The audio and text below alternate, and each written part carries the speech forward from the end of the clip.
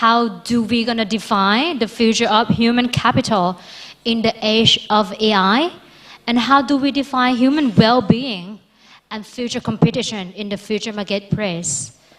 With the interesting session, which is going to be technology-driven society or society-driven technology.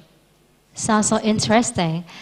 And we will know that how technology will affect us. So we should think about it. We think that how we should use or utilize the technology to the utmost, and it will not affect us to the bad ways, right? This topic, this session, we honor by same significant speakers and moderator. Ladies and gentlemen, please join me in welcoming Dr. Toshio Obe, Professor Emeritus and Advisor of Waseda University, Chairman, Institute of E-Government.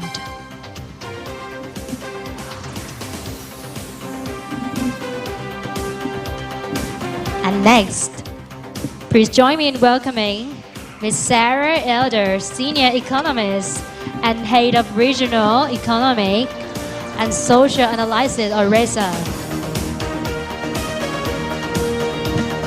Next, welcome Mr. Xiang Bei, Founding Dean Professor of China Business and Globalization, Sheung Kong Graduate School of Business.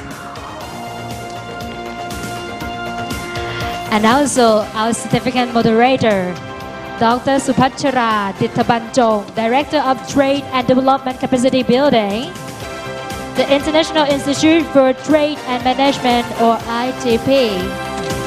Thank you.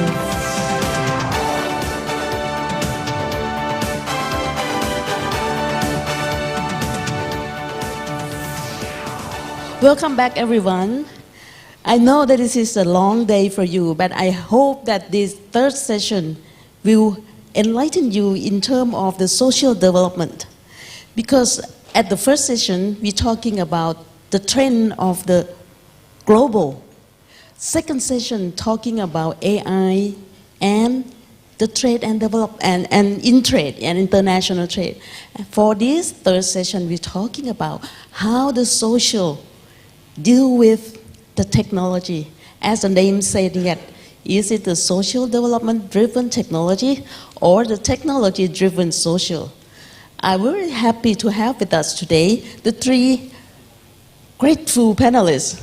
And of course, on this year in June, where we have the G20 summit for the first time in Japan, and Japan raised the issue of Society 5.0 or Super Smart Society. So we will have the first one round, beginning with Professor Obi talking about Society 5.0. And then next, Ms. Sarah Elder will talking about how the labor force and also for work, for the future work, deal with the AI and the digital technology. Then we'll follow by Dr. Xiang Bing talking about the China experience. We all know that China is really keen in using technology. So without further ado, let's start with Dr. Obi.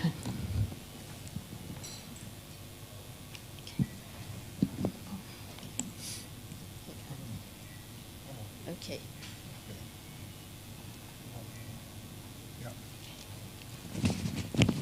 Sawadika. I'm not sure if it's right or not. Yes, just I came to Bangkok this morning and leaving tonight to Tokyo. Only 14 hours stay. And my colleagues in Tokyo said, why you are spending only 14 hours and you should not go if in the short stay. But this conference, this symposium is very important and significant for us. So I decided to have the no hotel stay, only 2 flight stay, overnight. But I love the Bangkok quite well, and I have been working for Thai government for digital government promotions. Also a consultant to Thammasat University and the rival of the Chulalongkorn universities. Chulalongkorn University is the sister university of Waseda University, which I belong to. So very complicated, but I very enjoy working with you. And, today's topic is very new for you, Society 5.0, and maybe you are more interested in the China as the trade conflict with United States and the Hong Kong issues. And, but Japan is really middle of the two countries, so-called the military securities with United States and economic expansions with China as the number one trade partners. So very difficult, but I'm very lucky to be here with us Korean speakers. And, we have some trade issues and some historical issues as well. And so I explain about Society 5.0 as a new concept of the new societies. Not only Japan, maybe a very global issue in the future. And why we call the 5.0. And I prepared my little memo because I should not mislead you to a new concept. And, you can see the screens. You know, we have the quite long history of the human being to be improved technologically, starting from hunting societies, ending Society 5.0, and just before we are now facing with the information societies. We call the 4.0. So human-centered society that balanced economic advancement with resolution of social problems by a system that highly integrates cyberspace and physical space. That I show you more visible one. Okay. So incumbent information societies in current society is more important in physical, real society, real world, real time. But we are now approaching the Society 5.0, which is covered by cyber activities or any other new activities rather than the real world. And Society 5.0 was proposed in the 5th Science and Technology-Based Plan as a future society that Japan should aspire to it.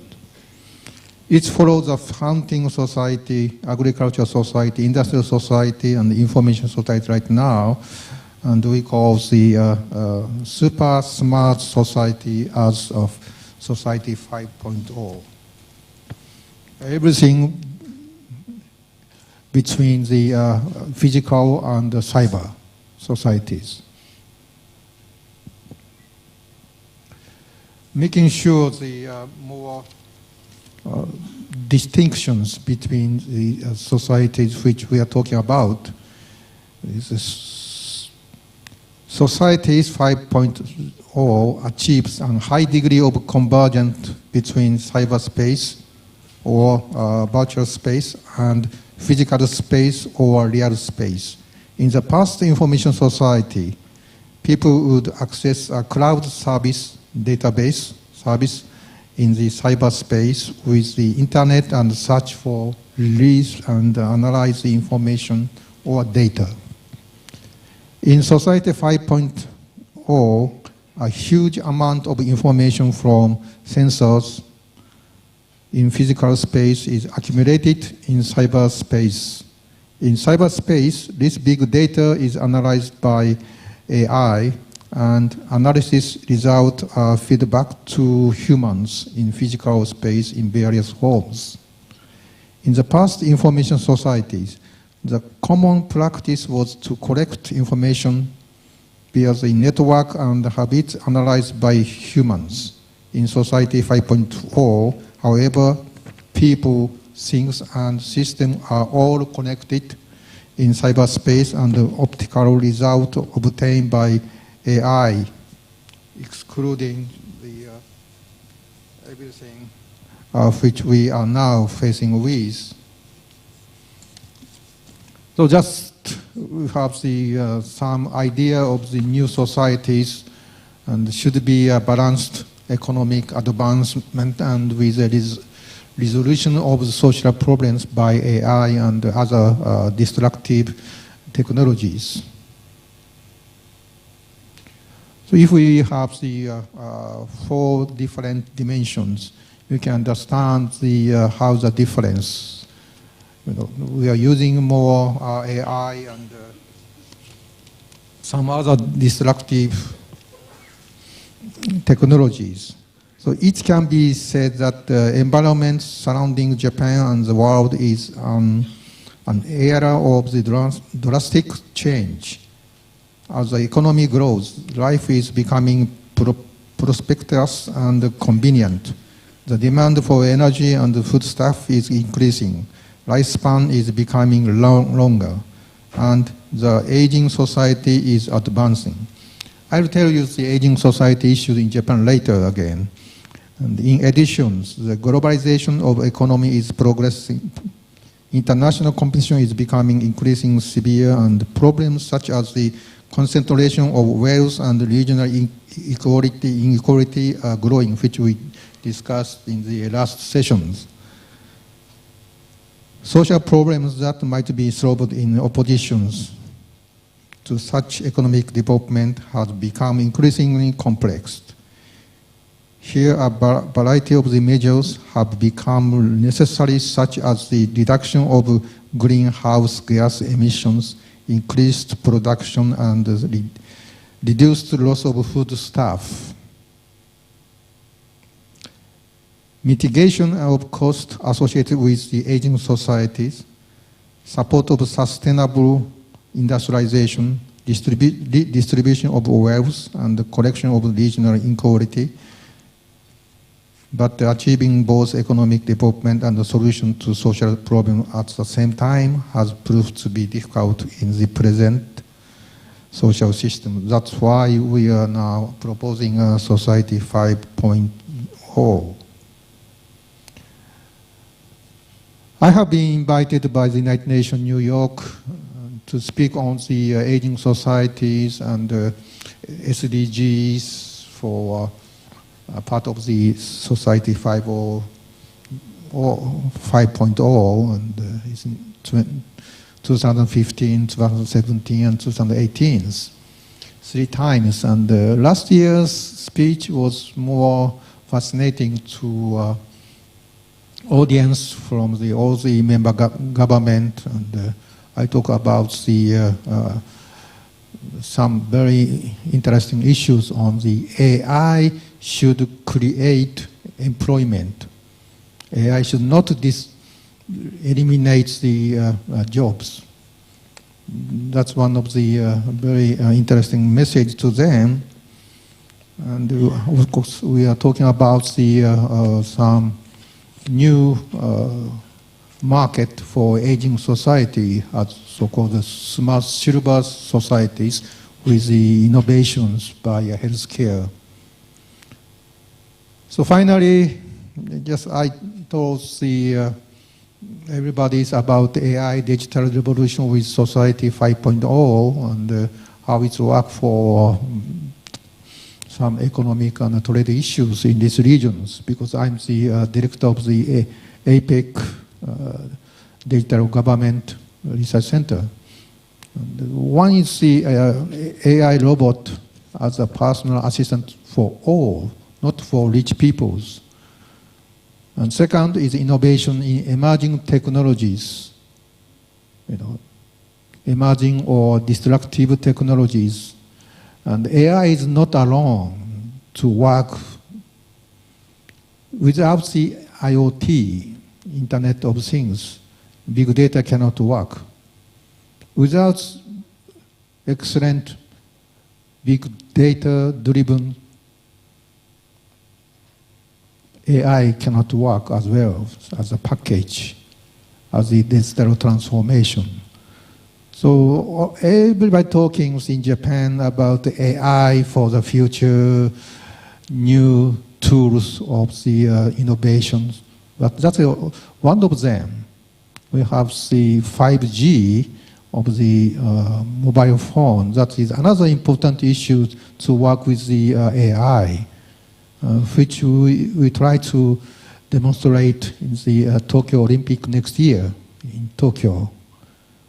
Also, as the APEC, one of the APEC leaders, we are talking about the rapid increase of online virtual cross-border trade. We call digital trade. That is increasing the amount of the commodity or internet software and so, as such. And final, just my comment is the huge progress on productivity and efficiency by innovations. This is the last one. Okay. Oh yeah, innovation things it's together to make the more integrations of the societies. That's the concept of the Society 5.0 in Japan, and I hope you understand the future societies looks like. And thank you very much for your attention. Thank you very much, Dr. Obi. So basically, the Society 5.0 is the technology-based society where we equip with the human center, right? Dr. Obi make a very good point that AI should create new employment, not eliminate job. So meaning that AI should create new job. The point is, during this transition, the people who lost their job, how can they cope or seize this new opportunity of AI? And that lead to Ms. Sarah Elder from the International Labour Organization. She will share with us her point of view, how can labor force, very high level of labor force can cope with this new technology. So you'll take the floor, please. Okay, thank you. And I'd like to first thank the organizers for the invitation. And I say that with sincerity. I didn't think I would enjoy being here. I've been to a lot of conferences. I get a bit,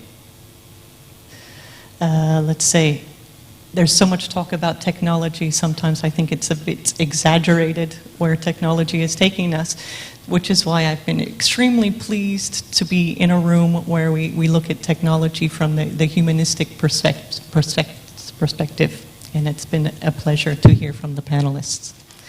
So, my talk is on the future of work. And again, I thought I was going to be a bit provocative and talk about the human-centered agenda for the future of work. But again, no. The room has already been very much discussing the humanistic elements of the future of work. So, again, a wonderful surprise for me. So, this idea that technology is changing how people work is very interesting, and I think it certainly is changing how people work, but let's not get carried away. The panel this morning, I think, hit home to the fact that technology doesn't touch everyone. AI does not yet touch everyone. It could, but I think that's a bit further down the line. So I take an example, my favorite job that I see in Bangkok on the streets, again and again, are these people holding the boards, the board holders that are advertising the condominium that's going up around the corner. They are literally sitting on a stool holding a board, and that's their job. Is technology helping them? No. Although you could say, in a sense, it's helping them to sustain the boredom, because at least they can look at their mobile phone while they're holding the board. So it is, in a sense, making their job better. But it's not transforming their job. So let's come to the reality. And the reality is that we still have quite a bit of decent work deficits. Decent work is a term that we throw around a lot at the International Labour Organization. But it really means the quality of work and the dignity of work and whether or not work is sustaining us and our families. And what we find in the world and in Asia is that there's still a great deal of working poverty. In the ASEAN region, there's still 53 million people that are working yet are living below the moderate poverty line, bringing home less than $3.20 a day. And that's about 1 in 3 workers. So is technology going to transform their lives? Let's look at it a bit critically. Informality. We heard about informality this morning in rural areas. It's in urban areas. It's everywhere in Asia. Informality is still the norm. It's still 1/2 of the people working today are working in an unorganized sector. And when I think about e-commerce in the Asia-Pacific region, I think the doctor mentioned this morning the potential that e-commerce has to bring income to people that were earning their income in a different way.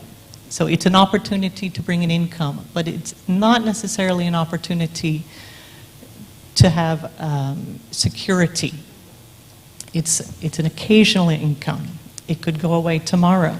The market could change. The regulations could change. And it's this job insecurity that we're concerned with. Working time is also very much an issue, and technology isn't necessarily bringing a positive change for working time. We all go home with our mobile telephones. It's how many of you are sitting at the couch in the evening, if you even manage to watch a show, but at the same time you're reading your emails. We are perpetually connected, and is that a positive?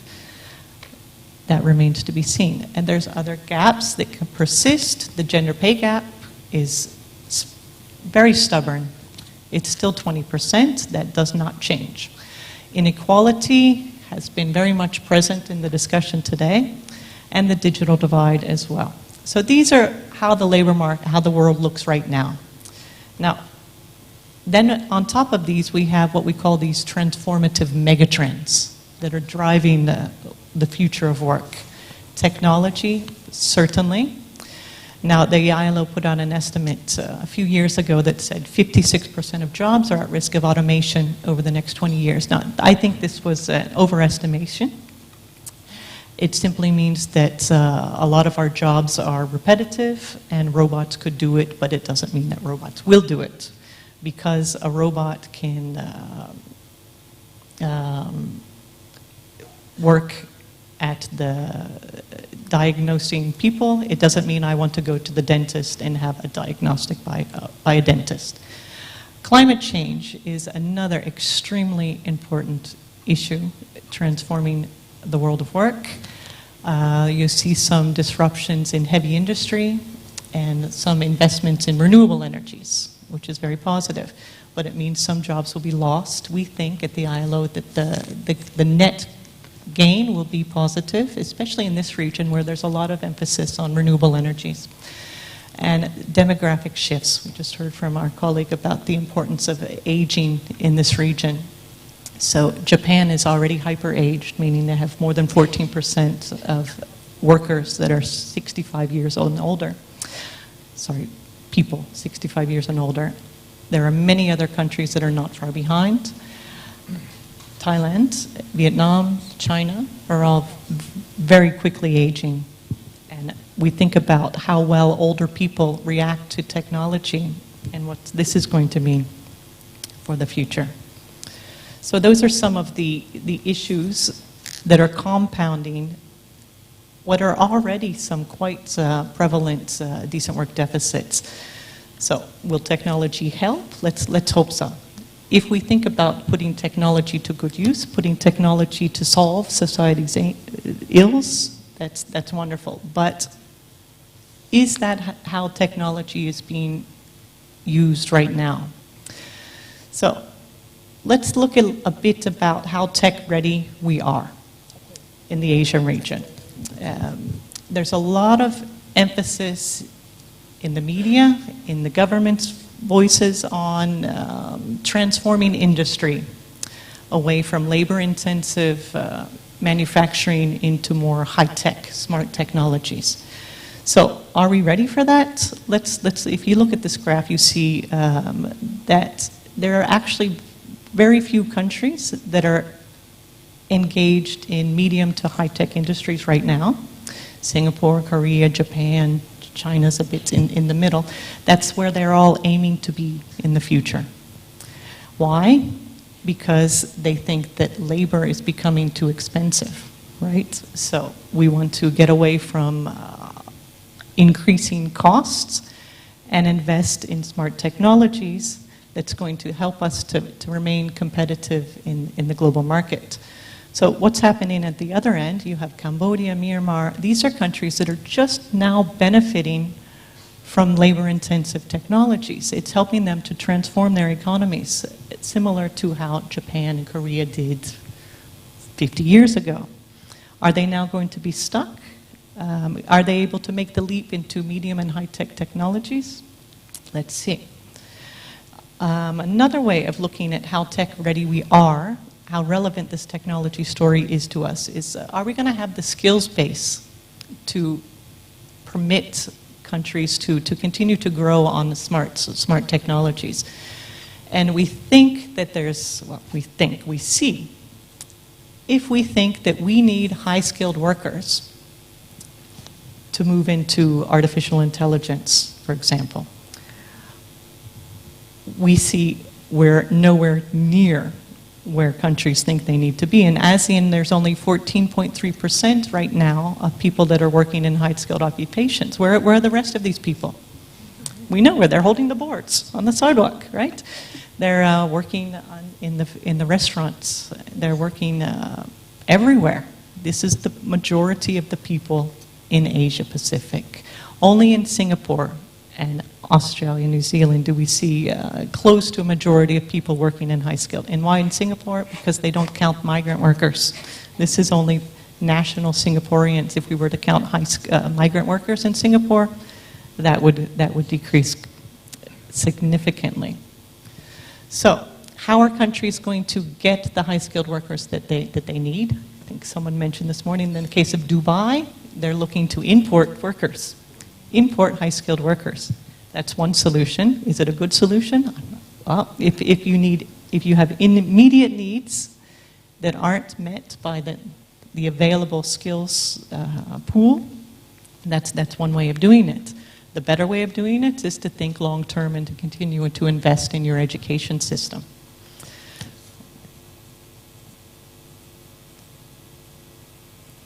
Okay. So I mentioned that there's quite a bit of buzz on Industry 4.0.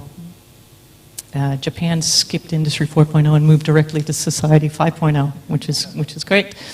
But that speaks a bit to the starting points for these countries. So Japan already had quite a strong manufacturing sector. They were kind of one of the ones leading on the medium and high-skilled value added of manufacturing. So where else do they have to go but up? A lot of these other countries, and these are ones that have a very direct Industry 4.0 plan, meaning they have a strategy. They have a government strategy, and they're putting money on this idea that they will perpetuate their economic growth by investing in smart technologies, by being a leader in smart technologies. Which is great, but you think about the starting point. You have these countries that are already planning quite well. What about Cambodia? What about Myanmar? What about Laos? You know, they're still trying to catch up on the Industry 3.0. Where are they going to fit here? So what we wanted to do is within these Industry 4.0 planning, and I should say it's not just Industry 4.0 plans, even if a country doesn't have a distinct Industry 4.0 plan, they're talking about technology in their broader development context. So the Thailand 20-year strategy, for example, focuses very heavily on technology. All of the governments, even Laos, even Myanmar, those who are less developed, discuss technology. So we wanted to see within their planning, how are they looking at labor market issues? So we did an assessment. We looked at 16 countries to see how they're talking about labor markets within their industrial planning. And you'll see that it's across the board, there's a very strong focus on skills development. And it looks a bit unbalanced, if you ask me. But skills development is a tangible solution. It's something that we all can grasp. So they look at issues like building up the general education system. They look at online courses. They look at TVET. Lifelong learning is now getting some credibility. There's a lot that goes into the angle of skills development. Then, linked to that a little bit is human resource planning, which is about skills development, but it's also about where we're getting our human resources. So if we think that the education system's a very long term, we might want to get some high-skilled migrants in. So that's part of the human resource management planning. And you have some countries that are very innovative in dealing with this. Some countries take a sectoral approach. You have the case of Singapore, who has they've developed 23 industrial transformation maps. And these are led at the sectoral level. They bring together the industry leaders, the workers, the government, and they sit down together and they map out what are the occupations and what are the skills that you're going to need to sustain that occupation. And usually it's a growth occupation. So they've selected 23 growth occupations and they've mapped it out. Now that's wonderful, and it would be wonderful if all of the other countries could do it, but it's a very expensive measure. And let's really think about how a government, the choices that they have about the policies and the degree to which they want to plan their growth. They also talk about digital infrastructure, R&D, building the ecosystem for innovation is a part of these strategies that will impact on the labor markets. Within that one is enterprise support. It's subsidies that we give to startups. It's in China, I think we were looking at innovation awards. That's another mechanism to try to get people to, it's collaboration between academia and enterprises. Now, what's not in these plans? And I think this is very interesting if you think about the humanistic approach. What they don't talk about in their Industry 4.0 plans is possible job disruption, which I must say I understand. You want to put a positive spin on it. You don't want to talk about the negative consequences. So fine, they don't necessarily want to state up in the preface that, look, we're going to lose some jobs here. But fine, they don't talk about that. What they certainly don't talk about is employment protection and the quality of the jobs and the labor regulations that are going to go into these jobs and that's common to, unfortunately, quite common to the Asian region. We don't like a lot of regulations. We don't like to talk about labor laws. But again, that's one of the reasons for the decent work deficits that we saw at the beginning. They don't talk about well-being. Social protection is not really on the radar. So wages. We don't really talk about wages. It's a very sensitive issue. But if we're going to transform our industries and attract good workers, high talented workers, then we're going to have to offer good compensation and benefits, social protection, for example. And that's, again, not really on the radar of our planning for the fourth industrial revolution. gender equality. Sometimes it's there.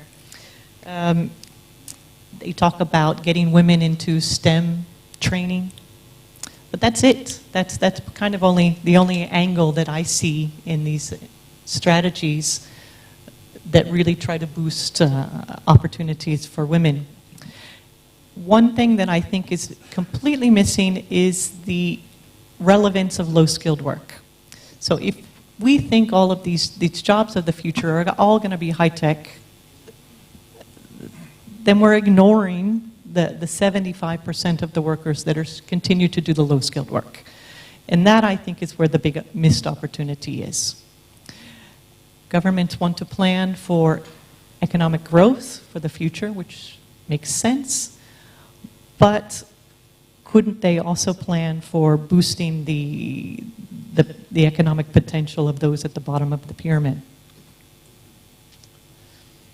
So that's a bit on the labor market. So I wanted to just finish on this issue of inequality and whether or not technology is going to solve all of our issues with inequality. I think, again, this has been discussed this morning, and I don't want to be too pessimistic because we heard that there's quite a lot of good work where technology can help to transform the lives of the poor. E-commerce is an income opportunity. There's so many. Agriculture, technology can help to convert agriculture to be more sustainable. But it's not going to do it alone, and this is where the human-centric element comes in. Policy, the way that policy thinks about technology. So, I'm probably taking way too much time, but I wanted to mention that the ILO had a global commission on the future of work that sat for about 22 months over the last year, and they released their report in January of this year called Work for a Brighter Future.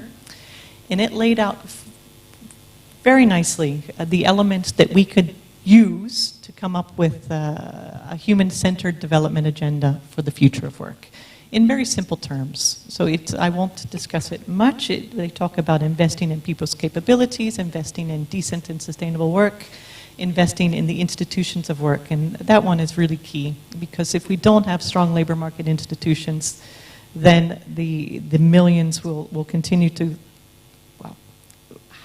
maintain a very precarious living in working poverty. That's the full picture. Let my neighbor take a picture before I move on. It is nice. So, fine. I just go into one detail on one of the pillars because they talk about technology for decent work, and this is very relevant to the discussion that we're having. We want to have a human in command discussion on artificial intelligence, and we are.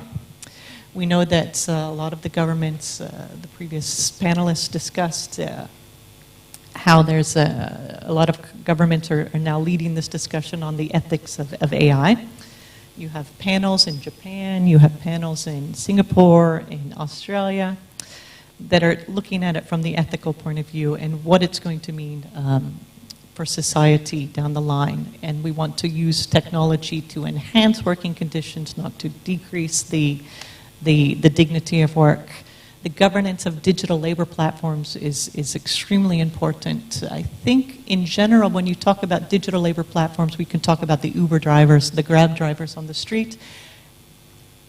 That regulation is almost sorting itself out. The regulation is catching up so that there's safety for the passengers of an Uber driver, but also that the wages of the driver themselves are now being protected.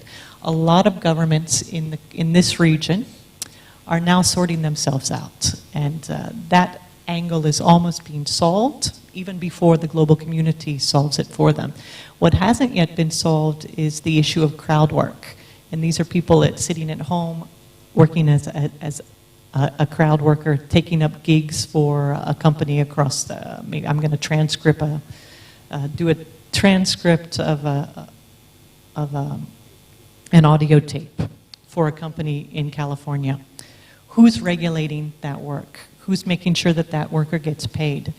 And the problem with that is that it crosses international borders, and we haven't yet sorted out how that's going to be protected. And the issue of workers' data, of course, is extremely relevant, and I was so glad to hear the panelists prior to me talk about how you are not a commodity, our data is not a commodity, but I don't know how we fight the corporations like Google who don't give us a choice. If I say I don't want to share my data, my app doesn't work.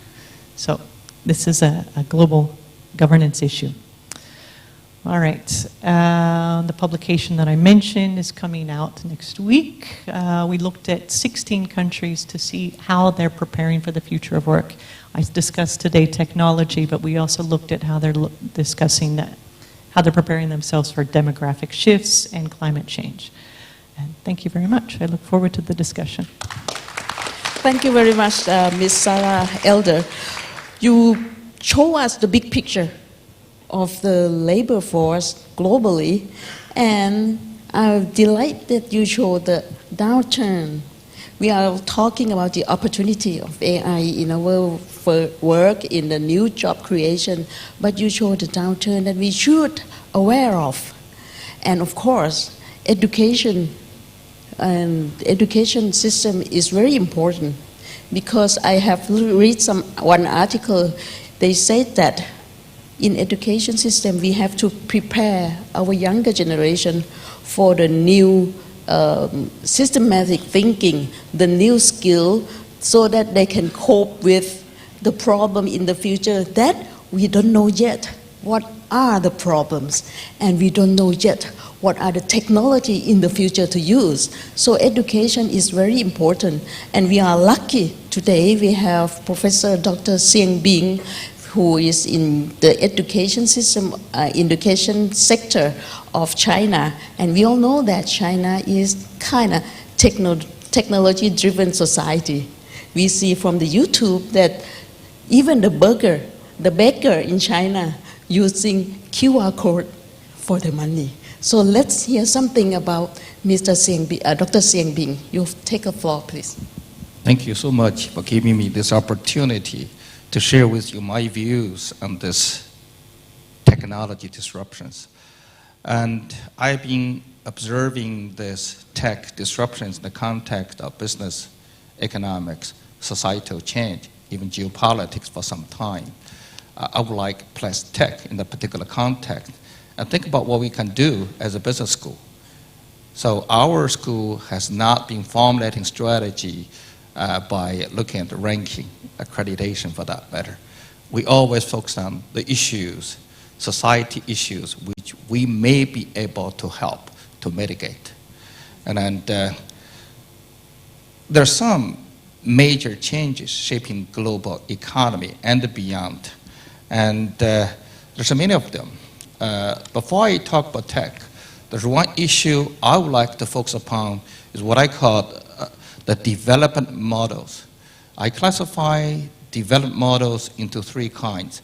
The first one, the neoliberalism, started by Ms. Thatcher in 1979, and then I think followed by President Reagan in 1981, and Mr. Deng Xiaoping in China.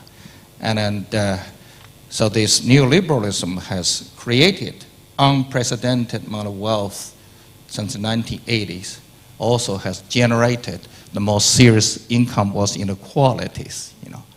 And so I consider the 2008 financial crisis and China's new economic normal, election of Mr. Trump as the president of the United States, and Brexit, the ongoing saga, you know, we see as a beginning of end neoliberalism, you know.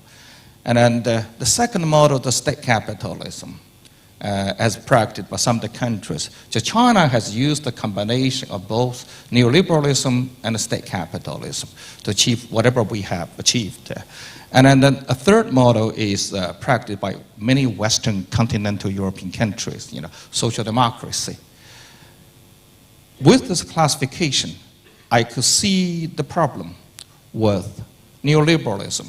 Neoliberalism not only generating problem in terms of income, wealth inequality, diminishing social mobility in both China and the US, it also has externalities. It put a lot of pressure on EU.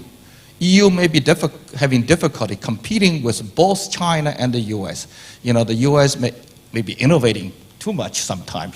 The Chinese, we work too hard. So when you have this two capitalistic bloc economically, I consider China maybe the most capitalist country on earth.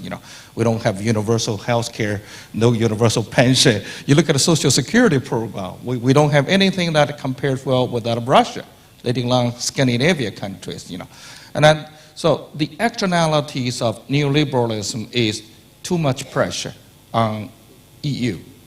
Accordingly, the political leaders of many democracies will not have a mandate, political mandate, to push for globalization. Even it is good.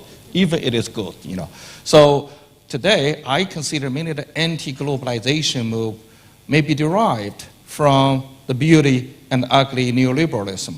If we don't fix this, globalization may be in jeopardy for the future. So this is some of this, societal, economic context. I see the role of AI or other disruptive technology to play for coming decades. In terms of the future, the issue for the U.S. is what's next after neoliberalism. Of course, U.S. is divided in this regard.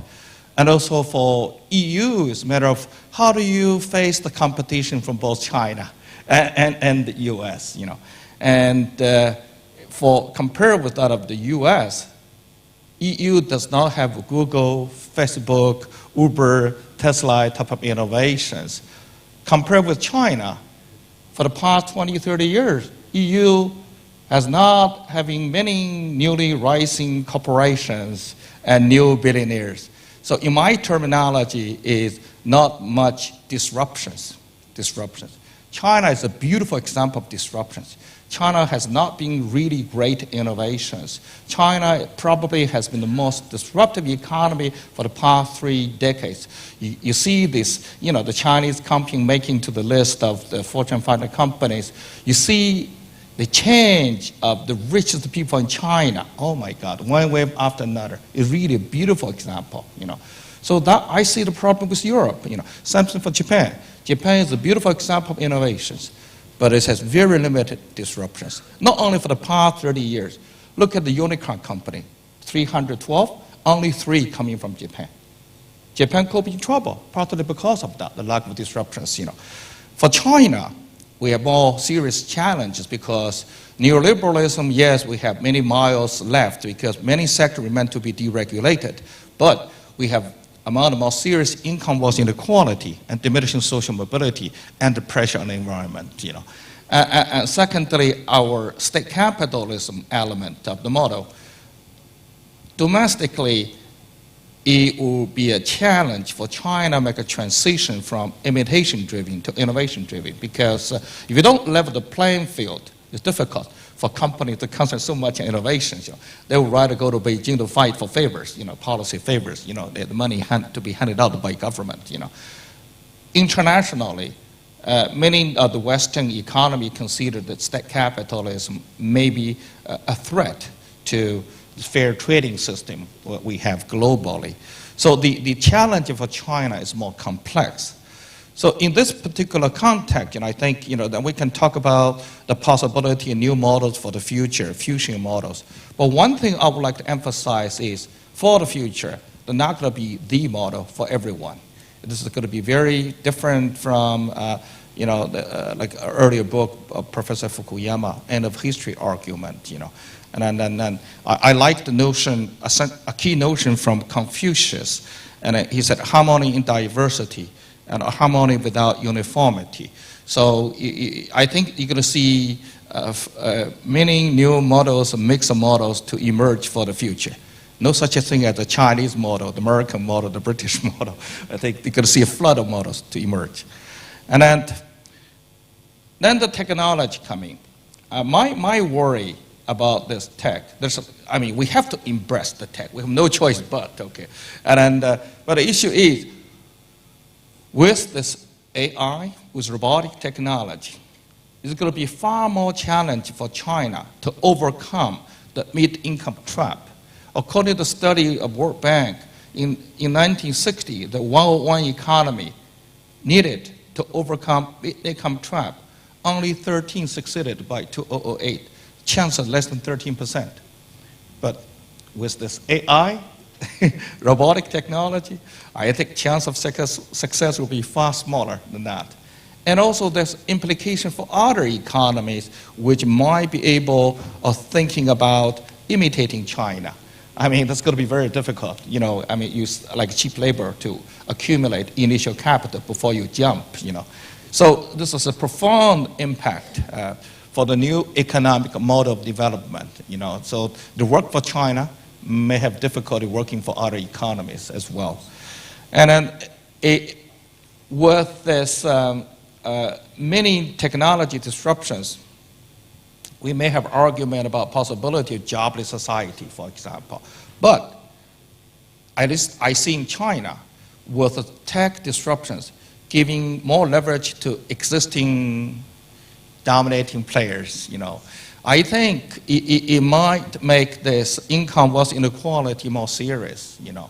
There's a strong possibility of that. If that's the case, I see not the returning of planned economy. I see return of socialism globally.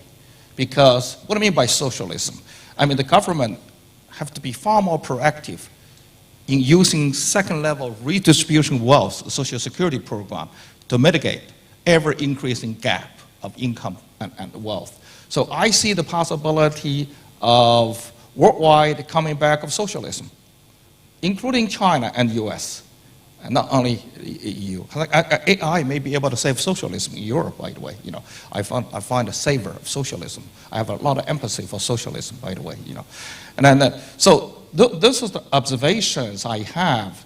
So in this regard, we have had many experiments along this way. For example, we wanted to expand the focus or the scope of business schools. We just don't want the folks, oh, how do you make your companies better, more competitive? That's not enough. We want our students to think about why I do business in the first place, you know, not just how to do it better, and also what to do with the wealth I have created, accumulated. So we look at the whole equation of wealth, you know. So, and that's the reason why, like, since 2008, we have this 6 days assigned social work to our EMBA students. Our EMBA program, 55% are chairman CEOs. So we sign a project to them. So whatever you do on your own, that's your own. But in order to get a degree from us, you got to do this, 6 days, you know. So we have done a lot of experiment in this dimension. In 2006, we have incorporated humanities into the curriculum, all degree and non-degree program we have. Humanities, I mean history, religion, philosophy, we started with 3 subjects. The reason we did that was we think the endowment of humanities is essential for good corporate conduct. And we want many of them very rich, and then more than 50% of rich people in China studying our program, okay? So we want them not just to live a rich life, we want them to live an enriched life. Maybe enlightened life if attainable. And we want them to compete with compassion and empathy, not winners take all. I mean, we want them to change whole new perspective on business. We want them to take a long-term view. The reason for that particular concern is the terminology I created like 5-6 years ago. This is by the annual forum by YouGov and the Cambridge annual governmental forum. I created this terminology, what I call a collective myopia humanity. What I mean by that, look at all we teach in the business school. 5-10 years long-term planning. 5-10 years and nothing for humanity. So in our political system or economic system, no long-term incentive provided for our leaders, whether it's political or business. So we're so myopic. So I call it collective myopia humanity. We have so much technology. We could spell the end of humanity if we don't fix this, okay? So we cannot change the political system, the business system easily. So I think at least the historical perspective on some of the business issues will help to transform some of our students alum to look at issue really long term, okay? Not just 10 years, even 20 years for that matter. So I think this is maybe useful, but also this is humanities also for value connection, for global responsibility as well. So we started in 2006. We think this could be very essential. So the way we look at the business, we want to be far more holistic, not only humanistic, but also historical.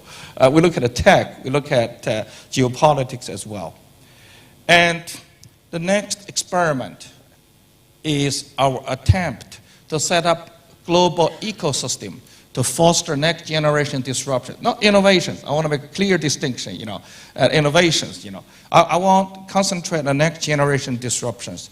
We experimented in China. We hope the next generation disruptions are going to be economically, socially, environmentally, and globally and long-term beneficial. We try.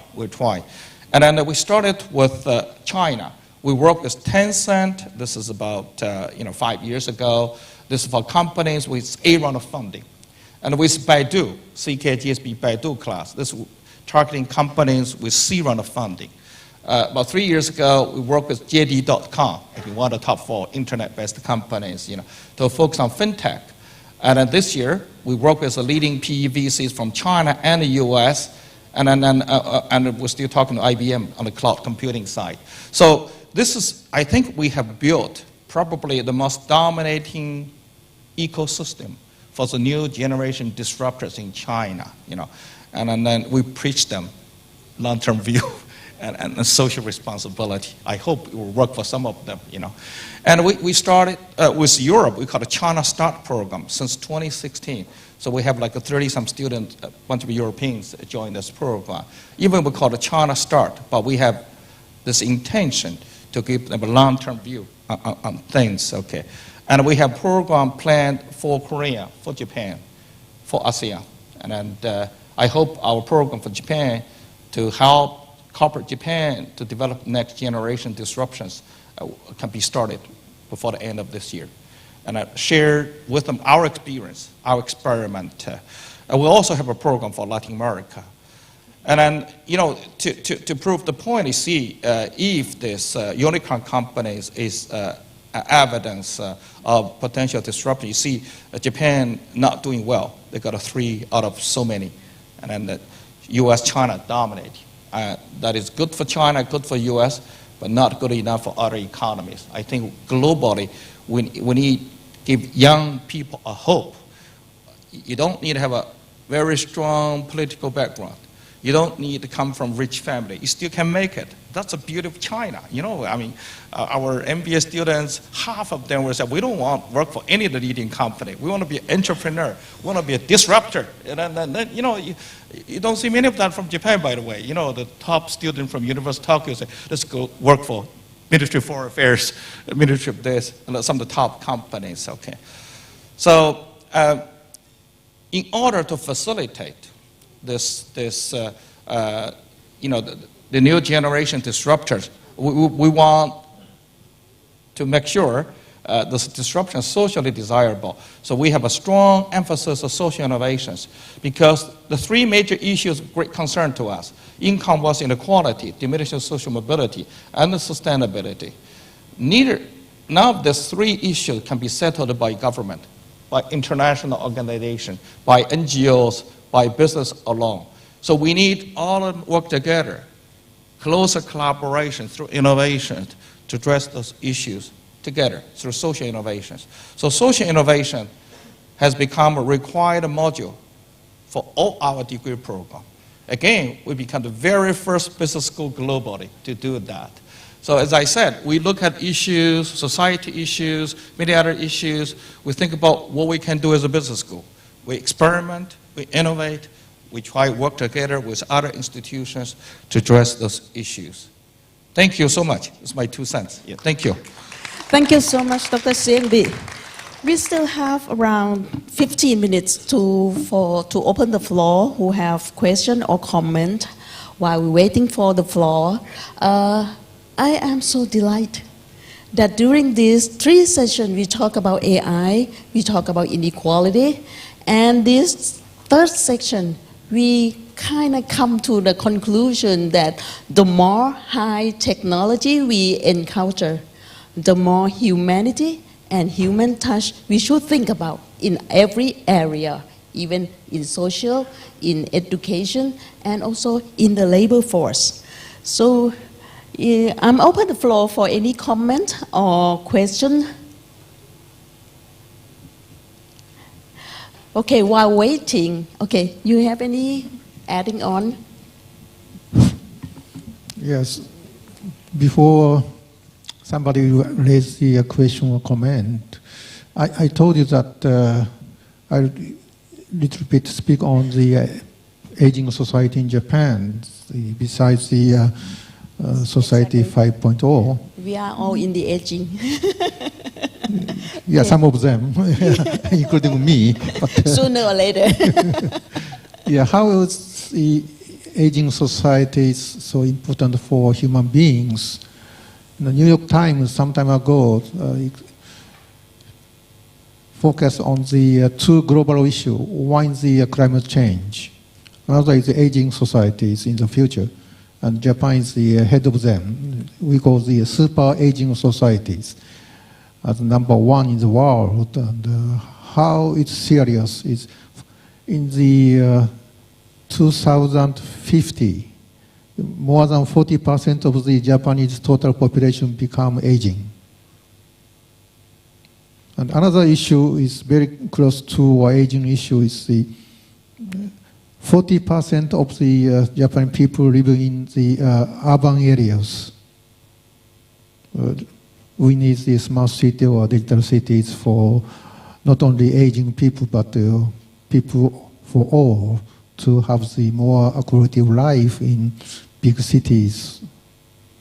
And third one is the most of the aging people, just you think about some good families or so on. But the reality is the single, as the aging people is occupy about 40% in urban areas within 20 years. Singles, only one lonely aging people live in some apartment or some small house without a job. So that's really issues in not only Japan, but China and Korea or Singapore and maybe in the future Thailand and so on. That's ILO is very concerned, I guess. And so what we should do, we need the retraining the aging people to work again after retirement. This year we changed some new policies. From 60 years to 65 for retirement age, now the 65 to 70. And in the future, we have to change from 70 to 75 for retirement age. But can you imagine our society will face with the 100 years old societies. Average of the Japanese people can live until 100 years old. Even 75 years as the retirement age, still we have to survive for 25 years. That's a reality in the world which we are facing in the future. So we have to solve with the AI, but which must increase the jobs, not to diminish the jobs, which I said. Also, we need more equality among the peoples because so many poor people in the future. So there are many issues and we should discuss at this moment for the future societies. That's my message. Okay, Dr. Sengbin, you have any comment? Actually, Japan is a beautiful example of harmonious society. Yes. Every time I go to Japan, I see Japan as a textbook example of Confucianism. When I was young, Mao Zedong asked us to write articles to criticize Confucius. So we were forced to read his book in order to write an article to criticize him. When I read the book of Confucius, I thought maybe he was too utopia. And Japan did it. And Japan, not only, the harmonious society, but also Japan did it in the sense vast majority of society are middle class. That's very different from the Chinese approach, getting a group of people getting rich first, then others will follow. But the problem, in Japan also see some of the potential limitation, maybe Confucianism. The problem with the Japan's way, or some of the Confucius way, of setting up society is potentially limiting these disruptions. And Japan may have difficulty coming up with innovation like a Google, Facebook. So for the future, how do you encourage disruptions without having too much inequality? It's a key challenge for all societies. You want to have both, So that's the reason why, yes, I see, especially with the tech disruptions, if it's increased the disparities, then we need government, second level distribution wealth. Government need to play a more active role. This is socialism. At the same time, the third level distribution wealth, the philanthropy, the giving side. I was privileged to serve as a board of trustees for United Way, the largest charity organization, the global board for 6-7 years. I witnessed the generosity of American people. They give 2% of GDP per year. In China, we give 0.1% of GDP to charity. So what I want to say is not only the government need to play more active role, I would like to see more important active role for NGOs, for people get more involved with the third level distribution wealth. Social innovation become far more important for the future. Yeah, thank you. I always admire Japanese people in having the creativity in solving a problem. I recall one of my conversations with a friend of mine who worked in Leo Burnett advertising agency. She said that in a small town in Japan, the community help the elderly, help the older person who have Alzheimer's problem. They set up the small restaurant and hire all the older people to be the waitress, to be the cook. And the marketing point of this restaurant is, whatever you order, you will not get it.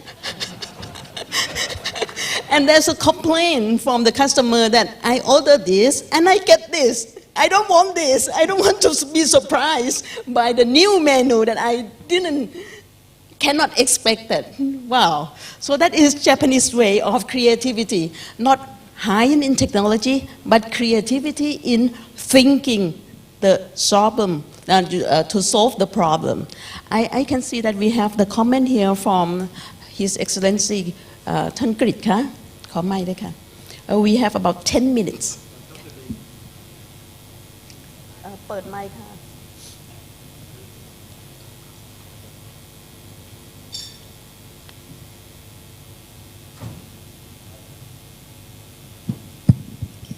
Dr. Bing, I have 3 questions.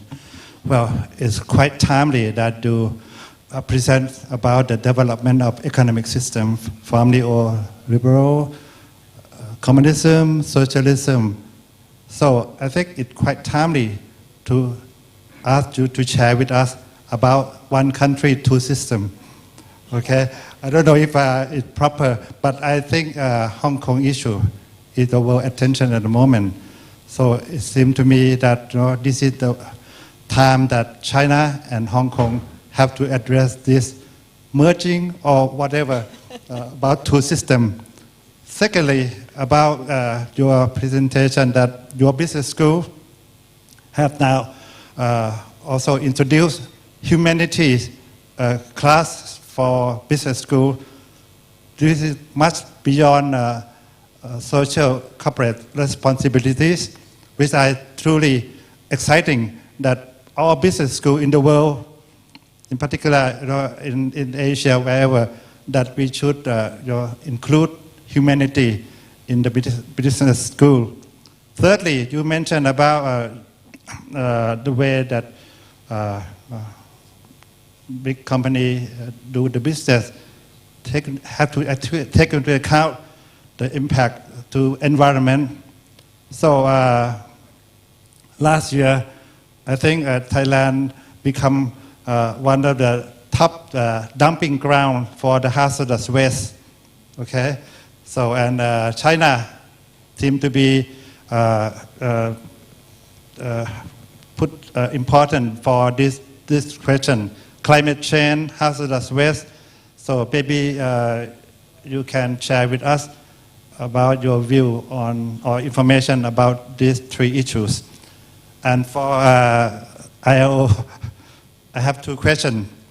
First, about the labor migration, welfare for those, we have a neighboring country that all the workers, totally, I don't know how many, but over a million from Myanmar, from Laos, Cambodia. So the issue now is that they are they to enjoy the same social welfare as the Thai people, okay? And secondly, about the wages, we've been discussing about whether it should be increased. All the political party, some political party, when they make campaigns about their policy to raise the salary to 400 baht a day or so on. So how ILO address this issue? Thank you very much. Well, starting with your last question, third question first. I mean, by introducing humanities, by promoting social innovations, we're not going to solve all the problems. But at least I would like to see this discussion of business ethics, a corporate social responsibility, to go different level. And then that will cut across different type of organization, a whole new mindset, more holistic way looking at redefine the corporate social responsibility. And if you look at China for the past 30-some years, China has played a role of domestic helper for advanced economies. For those activities that are heavily polluting, labor-intensive, low value added, they went to China. And if you see the environment pollution in China, you see the point I'm making here. It was a turn. It was China who took over from many of the tigers we see. So I hope, even without China-U.S. trade frictions, you see this relocation. Many of the facilities, manufacturing facilities, from China to Vietnam to Thailand. Firstly, I would like global community, especially advanced economies, you gotta have empathy for whoever taking over from China. I mean, somebody gotta do the dirty work, okay? So don't just say, oh, you have polluting so much of the environment, okay? That's number one. Number two, I want China and other economies to help Thailand, help Vietnam. Please do not make the same mistake as we did for the past 20, 30 years. You go to Dongguan, you go to Kunshan, you see the pollution, I think this is a joint responsibility of global community. It's not a China problem. It's not a Thailand problem, not Vietnam problem, because I went through the process. My age group, we were dirt poor. The top priority was put the bread on the table. We had little consideration of environmental concerns, other concerns, And then it's a global problem. Somebody, will take the torch from China. So I would like China and other advanced economies with the better technology we have, with the better mindset of the leaders, and we fix the problem together. It's not a Thailand problem, not a China problem. It's very important, okay? I have a lot of empathy. Because I went through the process, okay? I know that, okay? It's easy to criticize. It's difficult to fix the problem, And secondly, the humanities. I think that's the way to go. And then I think we need to compete with compassion, empathy, especially the ecosystem gets so global. This has become more important. So I really don't like the winners take all approach. And then even for the economies like China, U.S., we have a lot of disruptions. We have more serious inequality, So for China and the U.S. derive most of its disruption from innovations. But China, we have far more source of disruption than the U.S.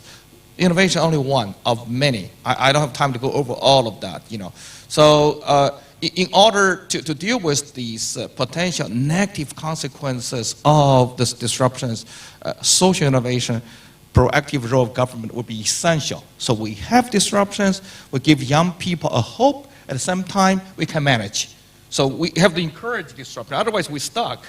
Young people don't have a hope, they go on the street. One of the problem for Hong Kong is like that. So I think, like Singapore government, when the ruling party lost some of the seats, this a few years ago, they built a lot of housing for young people. So when young people see the hope, I have a place to live, some upper social mobility, they will not go on street to strike, to protest. Okay. So I think the fundamental issue for Hong Kong is too much inequality, too little hope for young people to move upward. So that's the root cause of the Hong Kong issue we see today. I think if you don't fix the problem, you're going to see similar problem in US, in UK, whatever political system you have. Yeah. That's the fundamental problem for society, regardless of the political system we have. We'll be in serious trouble. Yes. Okay. Dr.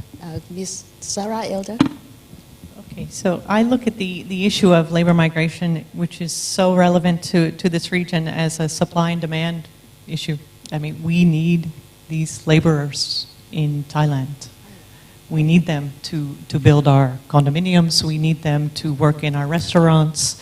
And every time that there's a government move to kind of make it more difficult to get migrant laborers, then the employers protest because we need them. So the demand is very much there, and it could change. We've done some surveys of migrant construction sector, and we say, look, I mean, why aren't you investing in technologies that would be labor saving? You have a one-off cost, but longer down the line, you don't have to pay the laborers. And you know what they say? They say, look, it's why bother? We have such a pool of cheap labor that it's not cost effective. We're not interested in investing in technologies. So, fine, if the demand is there, then I think we have to recognize that the costs need to be there as well. And you're not alone in Thailand. There's going to be a growing global competition for these low-skilled workers. Japan is now desperate to bring them in as well. With their aging society, and Japan is just opening up their immigration laws, China as well. So I'm still waiting for the day when the low-skilled labor migrants band together and start to collectively bargain for better conditions throughout the world, right? They're a very important commodity, and maybe eventually their social esteem will rise with that. So that's how I look at the migration issue. I'd just like to make a general comment. I love that humanities are coming back into the business sector. It goes a bit against the norm, which is to kill humanities and to focus on technology skills alone, which I think is very probably potentially dangerous, because history, as we know, is so important. And I wonder if you work for the International Labour Organization, because sometimes you speak very much in the ILO voice when we talk about social dialogue. You didn't use the term social dialogue, but that's very much at the heart of what the ILO does. And we think that all of these issues could be solved by bringing together workers, employers, and governments to solve the issues together. Governments can't do it alone. We see that they get it wrong so many times. Governments talking with private sector, too much vested interest, but you bring in the third-party workers. Social dialogue is maybe the way to get us to the better future. Dr. Obi, have something to add? Yes, just 1 minute and almost finished. One thing talking about the migrations, and in my case, talking about the labor migrations in Japan. We already invited 2.5 million foreign workers in Japan, and we asked another 500,000 people come over to Japan, because we are facing the aging societies. We are shortage of the manpowers. We need workers. So I'm not a PR man of the Japanese government, but we welcome any skilled laborers to Japan, or unskilled labor which who may have the training programs in Japan. So we need more than a couple of million people from overseas. That's one thing. Another is this forum is the Asian Pacific Regional Forums on Trade and Development. We may have the other two sessions. One session just immediately after this, and another one is in the dinner sessions. I think we should make some recommendation to the all the intellectuals in the world about how to stop the Cold War on technologies between U.S. and China. That affects all the economy in the world. So this is the right place to make some recommendations in the end of the forums. I hope. I don't know who is the organizers of the forum. I hope it. One more sentence only. Yeah, actually, we had a forum in the U.S. By working together with some of the leading organizations, Asia Society, Brookings, and the way I said it's not a propaganda. I see we're in this so many transformation taking place one point in time. This could be the best of time for humanity. This could be the worst time for humanity. As a number one, number two economy globally, U.S., China have unshakable responsibility to work together to fix the problem. Make sure it's the best for humanity. Make sure we don't have a worse for humanity. My God, okay. Okay. Thank you. That's a very good ending sentences. Please give a big round of applause to all the panelists here. And we have the fourth session that we're going to talk in detail of our industry of agricultural industry. Thank you so much. Thank you very much. And I love the ending. We should make peace, not war. Thank you. And thank you for all the panelists and all the speakers. Professor Dr. Toshio Obi, Ms. Sarah Elder, Mr. Chiang Ping, and also significant Supachara Disabanjong for sharing us such a profound information over here. And of course, this is going to be the last section for the afternoon section. Tips and experiences on inclusive trade and development, from capacity building to technology policy and legal framework. On this topic, we will discuss together on the problem of deteriorated production capability in Western countries. And of course, this affects on the lower wages and of course poor living standards also. In order to ensure the future prospects in Asia Pacific as a region, we need to find our own pathway for sustainable development beyond the postmodern industrial era model. So, on this topic, we will together search for a new inspiration, policies, which could be the best possible solution in the future. And in this session, also, we are honored by distinguished speakers and moderator. Are we ready? Please join me in welcoming first Mr. Miguel Bautista, Trade and Development Board of UNCTAD UNET.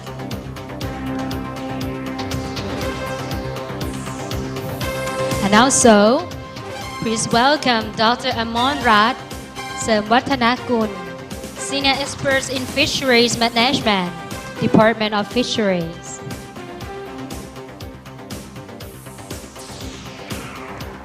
And also together with Dr. Chumjed Kanchanakeson, Director of Office of Agricultural Affairs, Royal Thai Embassy in Brussels.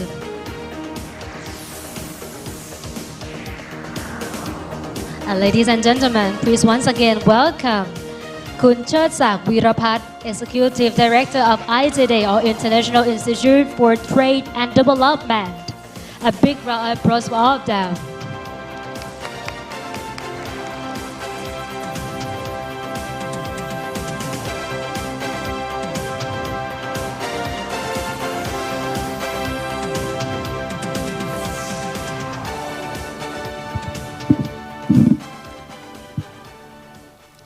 Well, good afternoon, Excellencies, ladies and gentlemen. This is a special session, really. When I first joined ITD, and I look into the regional forum, and I think that this session should add on to the 3 sessions earlier. And it's my great honor and pleasure to invite the 3 speakers. In fact, 4 speakers. One could not make it. I know them very well, the speakers. Mr. Bautista from UNCTAD, and 2 of my classmates from Kasetsart University. So it's my privilege to invite them to join this session. I'd like to introduce first on my right, Mr. Miguel R. Bautista. He is the Secretary of the Trade and Development Board, Head of Intergovernmental Support, United Nations Conference on Trade and Development, UNCTAD, Geneva, Switzerland. Next to Mr. Bautista is Dr. Amonrat Sermwatanakul, Head of Senior Expert of Fisheries Biologist, Department of Fisheries, Ministry of Agriculture and Cooperatives, Thailand. And the last speaker, Dr. Chumjet Kanchanakeson, Director of Agricultural Affairs Office, Royal Thai Embassy, Brussels, Belgium. And I'd like to extend my sincere thanks to them that they accept my invitation immediately once I send them the invitation. I know that the time is quite limited, and not to have any further delay, I'd like to begin by inviting Mr. Bautista to speak first. And he will talk about potential capacity building on trade and development by UNCTAD, ITD, relevant partners for the Asia-Pacific region. So, Mr. Bautista, the floor is yours. Well, thank you very much, Dr. Chertsak, and good afternoon, everyone. I almost said good morning because my body is still on Geneva time, so it feels like morning with shades of afternoon. Thank you very much for the invitation. We've known each other for quite some time. And when I got the invitation to join in this very important exercise, I got very excited. 2 reasons, particularly. First of all, ITD was created in UNCTAD 10. It was a very important UNCTAD conference in many respects, including in the area of capacity building, because we created what we call the Paragraph 166 initiative to help build the capacity of developing country negotiators. But it also saw the creation of the ITD, which is a crucial institution in terms of building not only the technical capacity, but also the strategic capacity of the countries in the region, and thereby strengthening the global situation. But the other reason for my excitement at being here is because we are in the process of going towards UNCTAD 15. We will be having UNCTAD 15 next year, and I've had very intense conversations with the authorities of the host country, Barbados, and they're putting a lot of emphasis on many of the areas that are the focus of ITD, and also the initiatives that you are undertaking.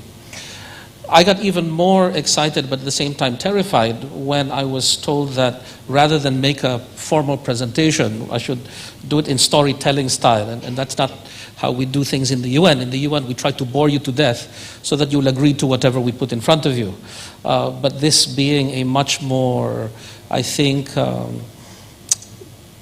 true institution to the roots of UNCTAD, I really have to do my work. You know, I really have to, I think, stimulate thinking, and also take up the admonition of earlier sessions to try to tie up some of the issues that were brought up during today, which was very fruitful. I have to make a confession that I thought I was going to sneak away at some point and take a nap, but I was riveted in my seat. And it's very intimidating to follow the excellent speakers before me, and I hope I don't embarrass myself. So let me start with that.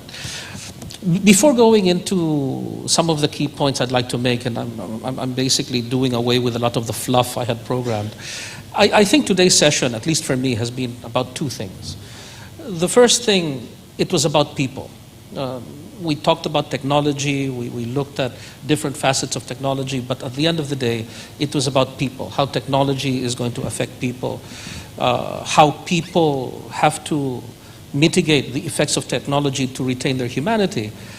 And for me, the previous session was especially interesting because while I'm in UNCTAD and I've been a lifelong diplomat, my undergraduate degree is in the humanities. And I can't help but emphasize how important it was in my career to have a firm foundation in the humanities. I started my multilateral career more than 2 decades ago in New York at the Philippine Permanent Mission to the UN. And the first thing you sort of recognize when you're doing multilateral is that sometimes it's a very abstract profession. You know, you look at issues and sometimes you think it's all about coming up with the most clever formulation or the most clever compromise or the most clever formula. But if you don't have a grounding in people, and I have to say that before I was at the permanent mission, I was a consular officer. So if you don't realize that it's all about people, things tend to become too abstract. Things become too much of a problem-solving exercise without realizing that at the end of the day, it's about people. And so I'm particularly grateful and I'm particularly impressed that we didn't lose sight of that fact at all today. It was all grounded in people. This is related to my second observation, that we were talking about the very nature of development. I think indirectly, but explicitly, the question was addressed. What is development about? And my sense from our conversations here today is that, at least the feeling of the room, is that development isn't so much about meeting certain statistical criteria. It's about the realization of the full potential of the human being. And I think that's tied up in what my UN colleague from the ILO said. That's what was mentioned in terms of hope. That at the end of the day, what propels people is hope, and one strong catalyst of hope is having the expectation that you will realize your full human potential. And I think this changes the dynamic because it turns the North-South dynamic on its head. And it doesn't become a question of competing ideologies or competing objectives. It's a question of how do you best realize the full potential of the individual human being. And that's where I'd like to take my point of departure, because I've been asked to talk about capacity building. And I think the first question we have to ask is capacity building for what? All too often we have capacity building programs that, take as their point of departure an assumption that everybody knows what it's about. And I think one of the reasons why this happens is because capacity building can mean different things to different people. But for us at UNCTAD, capacity building has always been about transformation. UNCTAD was created in 1964 for transformation. UNCTAD was created to transform the global economic system to basically accomplish and realize prosperity for all. It was about realizing the full potential of individual human beings by transforming the global system to a state where everybody would benefit. And we have to remember the context. We were coming out of this whole process of decolonization. We had many new countries that were filled with hope, but they didn't have the capacity to engage. They didn't have the capacity to fully realize their aspirations. And so over the years, UNCTAD Technical Cooperation has basically been at 3 levels. At one level, which is the most micro level, and it's something that a lot of people are familiar with, is the level of the individual firm or economic sector. So for example, we have Empretech, we have our creative industries program, we have our port management, debt management. All of these are intended to build capacity in specific sectors. But that is not the ultimate objective, simply to build capacity in order to be more effective or to be more efficient.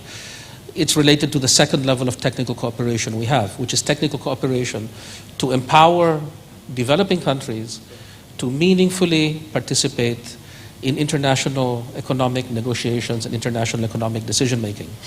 So if the first level is about mainstreaming and integrating individual firms, individual sectors, individual processes into the global economy. The second level is about engaging in order to formulate and change the rules of the game, in order to give developing countries a greater voice, to make sure that the system is more responsive to them. But there's a third level, and I think this is a largely overlooked level, and it's something that has to be revisited with greater strategic focus, which is the level of transformation, changing the system itself. In 1964, there was a sense that the system itself, not just the rules, but the game itself, were skewed against developing countries. I think it's beyond the scope of this panel and the time that we have to debate and discuss the merits of that view, but I would argue that in terms of the broader global development agenda, the systemic aspect is perhaps the most neglected and the most forgotten. So that brings us to the current context. If those are the types of capacity building that we do, what is the nature of today's world? What is the context in which we engage in capacity building? And again, I don't think we have a lot of time, but I'll just repeat that we have a proliferation of different Cold Wars. We have global instability of a type that perhaps was previously unforeseen. We've got global dynamics turned upside down. For example, for me, I've been engaged with the G77 for a long time. That's the group of 77, which is the group of developing countries in the UN. And one of the most frightening things is, despite the rhetoric, the global south seems to have disappeared as a force. So we've got these trends that are changing. We've got these dynamics which are changing. We see fractures in the system, and they're not being addressed. And this has created a lot of uncertainty, a lot of unpredictability, not just at the global level, but as a consequence of the instability that brought an end after the end of the Cold War. Things haven't settled down. They've gotten worse. And so people are looking for answers, people are looking for solutions, people are looking for arrangements that work. And so far, it hasn't happened. So this is the environment in which we're working. This is the environment in which we must undertake our capacity building work. So the question then becomes, if this is the objective of capacity building, if this is the environment in which we are working, where multilateralism itself is under attack, what are the sorts of things that UNCTAD and ITD can do in order to build the capacity to make sure that we are able to accomplish the expectations demanded of us? And I would say that the first thing is we have to provoke. You've done that beautifully today. You have challenged fundamental assumptions. You've brought certain issues to the table that merit greater discussion outside, but we had a good discussion here. So you have to challenge the conventional wisdom. You've got to provoke a good discussion to engender a better understanding of the paradigms themselves. But provocation for the sake of provocation isn't enough. That's just the starting point. Once you have identified the issues, the various facets of the issues, the challenges inherent in those issues, you have to innovate. It's not a question, it's not enough these days just to complain. We need to formulate solutions that work. So together we must challenge conventional wisdom, which we must come up with answers, and we must innovate. We've got to come up with answers to the questions, but more important, we have to find ways of translating those ideas, those solutions into action. Which means that we have to have a third ingredient in this initiative to rejuvenate, to revitalize technical cooperation, which is to disseminate. I think there was a very good suggestion a moment ago that perhaps this forum could come up with specific recommendations for the intellectual community, and I agree. I think it is important to generate a good discussion and to pool these ideas, but it's not enough. It's got to reach policymakers and it's got to reach negotiators. I just came from Manila, and in Manila, when I'm in Manila, I like to meet with my friends in the academic sector and in civil society. And later on, if the issue comes up, I'll share the details of an initiative we have in the Philippines on multi-stakeholder consultation.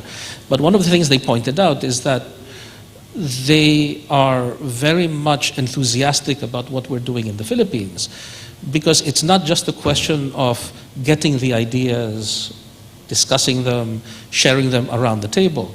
There is actually the potential of translating them into action by making sure that these ideas, these proposals get to the negotiators on the ground. So dissemination is crucial. These ideas have to be disseminated to the right people, because ultimately it's a question of catalyzing action. So I think in very specific terms, there are several layers and several areas where ITD and UNCTAD could work together in order to come up with a new generation of capacity building.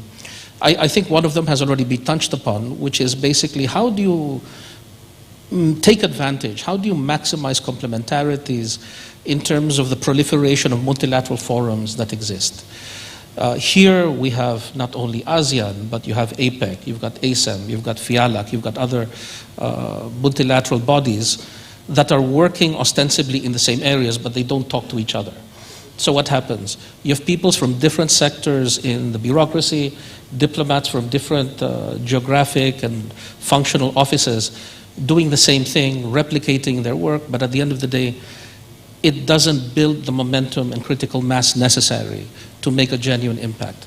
So one possible area is for ITD to work with UNCTAD and other like-minded institutions to serve as a clearinghouse of ideas and initiatives, not only to synergize the products, but also to disseminate, to make sure that these ideas are translated into action in the relevant forums. And that way you create a momentum that perhaps has not existed in the past. Another level, which is very, very tangible, and we see that today, which is really to have a multi-stakeholder dialogue working where you have practitioners, academics, like-minded people, representatives from all areas, business sector, academia, generating ideas that will serve as inputs for their negotiations in multilateral forums. So for example, in the context of UNCTAD 15, the sorts of things we are doing today can be used to generate ideas and perhaps even suggestions and guidance for your negotiators in multilateral processes. And you can help to also catalyze this sort of approach where relevant and where practical in other countries in the region where you are active and where you are connected. I'd like to close with a particular pet issue of mine, of which I'm particularly proud, but maybe it's not so fashionable, and that's that ITD, especially now that Thailand has the chairmanship, can help export the ASEAN way to the multilateral front. I work in a very traditional institution where we have the traditional North-South conflict, and it's very confrontational. You force a negotiation, you go through the negotiation, and at the end of the day, your barometer of success is if everybody is equally unhappy. That's not necessarily the best way to do things. Now, I've been around, most of the people have been here around. We know the limitations of the ASEAN way. But one of the keys of the ASEAN way has traditionally been that you create a space for constructive engagement where you can have a free and frank discussion of very controversial issues without the artificial pressure of a premature negotiation. And later on, as the conversation matures and as the process reaches a more advanced stage, the negotiation, the translation of the ideas into text is almost organic. Now, this won't necessarily work in every part of the UN or in every multilateral forum, but certainly the elements are there for it to be a very useful tool in at least beginning the engagement on crucial issues where perhaps there is not sufficient confidence, there's not sufficient comfort to have a frank discussion on very controversial issues. I think my closing thought would be this, that ultimately our job in the UN, the key of what we're doing these days in the multilateral front is to foster a global environment that is conducive for development, that is conducive for the sorts of transformations that we need. I think ITD and institutions like it are very well positioned to put in place the mechanisms, the processes, the initiatives necessary to build the capacity for greater engagement and greater success. But at the same time, also looking at the next generation, I think ITD is a crucial resource in creating the next generation of good global citizens. Thank you very much. Thank you very much, Mr. Bautista.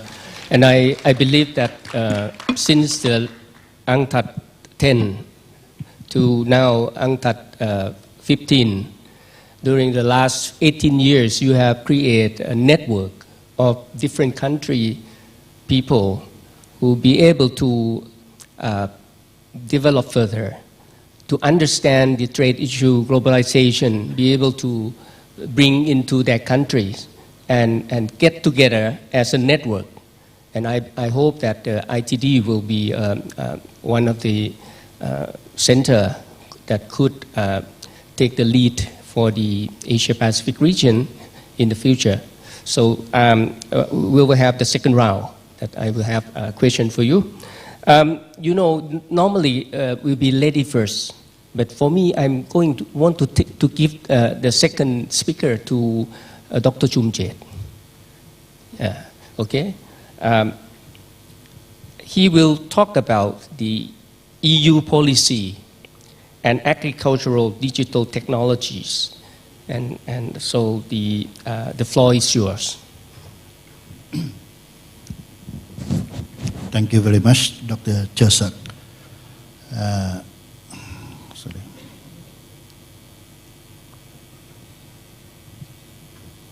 Okay. Okay. And thank you, ITD, for inviting me to be a speaker for this forum. Actually, I'm not expert on the EU agriculture, but I try to brief, provide information to the audience, because since I have been working at the in EU for more than 3 years now, and cover 28 EU countries.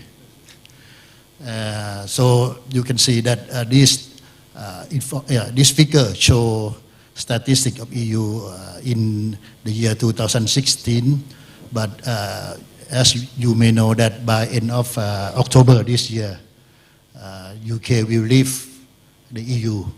So the member state will be 28 countries. So, and the population will reduce and total area of EU also reduced. And we hope that by end of October, the UK will Brexit. I heard that will be no deal.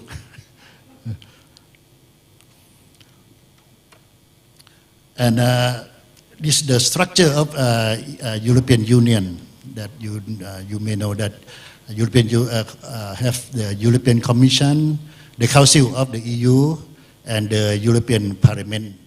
And also by end of October this year, the European Commission and all the position will be changed, because the term of the previous staff have been finished, and we will see the new people to be filled in the position of EU Commission and the Council of EU.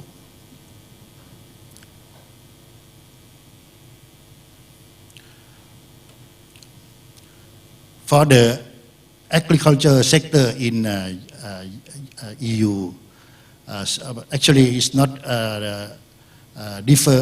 different from any country.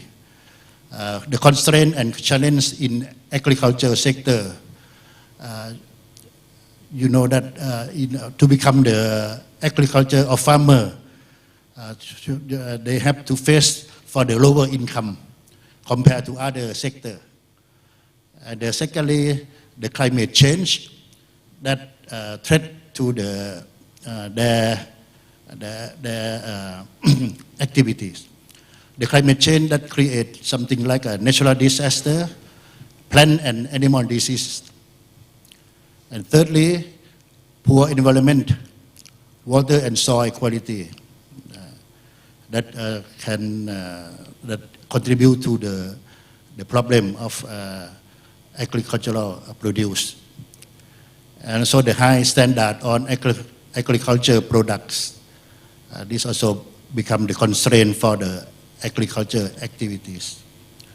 And aging society, no incentive for young generation to be the farmers.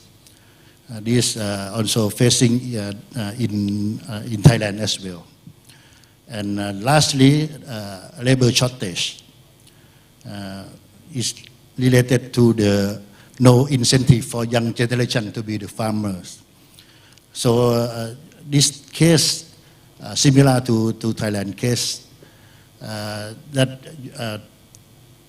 in Thailand we have a lot of migrant worker for many sector of agriculture, for the crop, livestock and fisheries sector as well.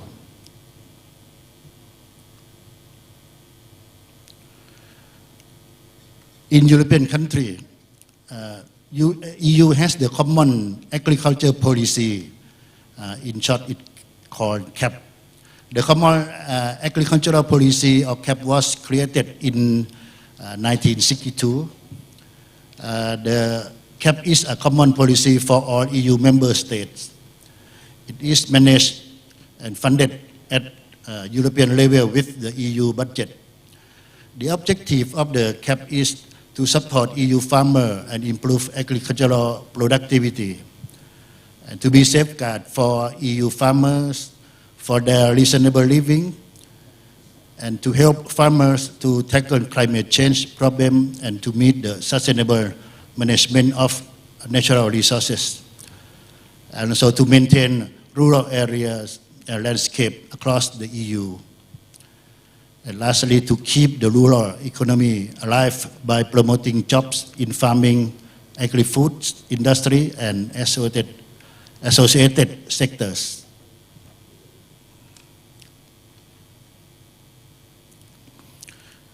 The CAP, in practice, the CAP takes action with income support, market measures, and rural development measures. This is the data or information on the general EU agriculture figure in the year 2016. The number of farms, 10 million farms, and the number of farmers, 9.7 million farmers. And the young farmer under 40 years old, around 10.6%. This slide shows the EU agriculture production in the year 2017.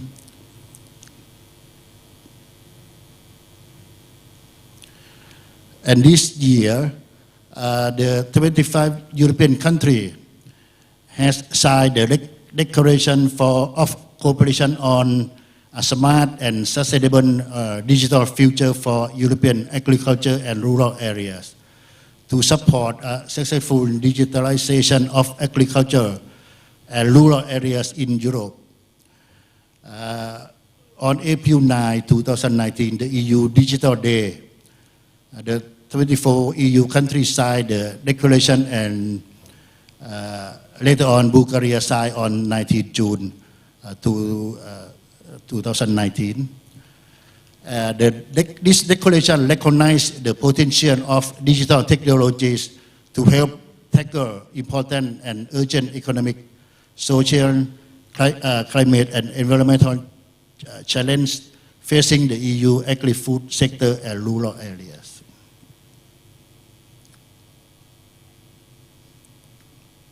So this slide shows the on 25 countries that signed this declaration. And this is the example of the project that funded by the EU for the agriculture digital technology. So this slide shows the harvesting machine. You can see the robotic machine that can help the farmer to collect the sweet pepper. So in European country, they use a lot of the machinery compared to Thailand and other countries in Southeast Asia that we still use less machine. We still use labor intensive, and then also the size of the farm also different. In European countries, the farm size is quite big compared to in the Southeast Asian countries. This also in the sector of livestock. You can see at the dairy farm, they use on the digital technology, particularly the Internet of Things, 4D, 4F, data-driven daily decision for farmers, aims at developing a network for dairy farmers, dairy technology supplier, data companies, dairy advisor, veterinarian, and researcher to improve the decision making on dairy farms based on data generated by the sensors. This is another example of the farm that use the robot, given a helping hand to hazelnut farmers. This one used the UAE, unmanned aerial vehicle or drone. Use drone, use ground robot, and so sensor data sent to the central unit and make decision by decision support agronomists. So this quite advanced for the digital agriculture activities. This also use the robot for more productive and sustainable agriculture. So in general, that EU has very quite advanced agriculture digital technology, and the agriculture that we can learn, the ASEAN country can learn from EU is the precision agriculture technology, and also we can learn from the innovative technology of the agriculture from the European country. Thank you very much. Thank you very much, Dr. Chumjet. I think that with this digital technology applied in European Union, you will speak in the second round also, that I think that can reduce the ecological footprint, because EU is the region where the ecological footprint is higher than the Earth capacity. So with this digital technology, I foresee that maybe it reduce the use of such things. Okay? All right. Thank you very much. Now, I would like to invite Dr. Amonrat Sermathanakul. She will talk about Siamese fighting fish, which is Thailand's national aquatic animal and trade benefit in the digital market of ASEAN. So the floor is yours. Please see that the time is just only 26 minutes. I know you are a good speaker. So please, 10 minutes only, okay, 10 right? minutes, Okay, yes. thank you very much. Thank you. Thank you, Dr. Chersak. Thank you, ITD, invite me for this forum. Actually, normally I talk with the farmer only, but today I'm so pleased that I have a chance to talk with the international. So if I have any type of broken English, just give me and execute because all the time talking with the farmer. Let's say, I think everybody has this brochure in your bag, and if you open at the first page, you will see something that this is my job. So it's just coincidence that I saw it. They said to be a knowledge bridge and center of capacity building in trade and development. This is this office vision. The reason I am mentioning this because in last 10 years I have been working as a bridge model, try to bring all knowledge from the government to the farmer. That is how I succeed on these type of projects. Let's start 20 years ago.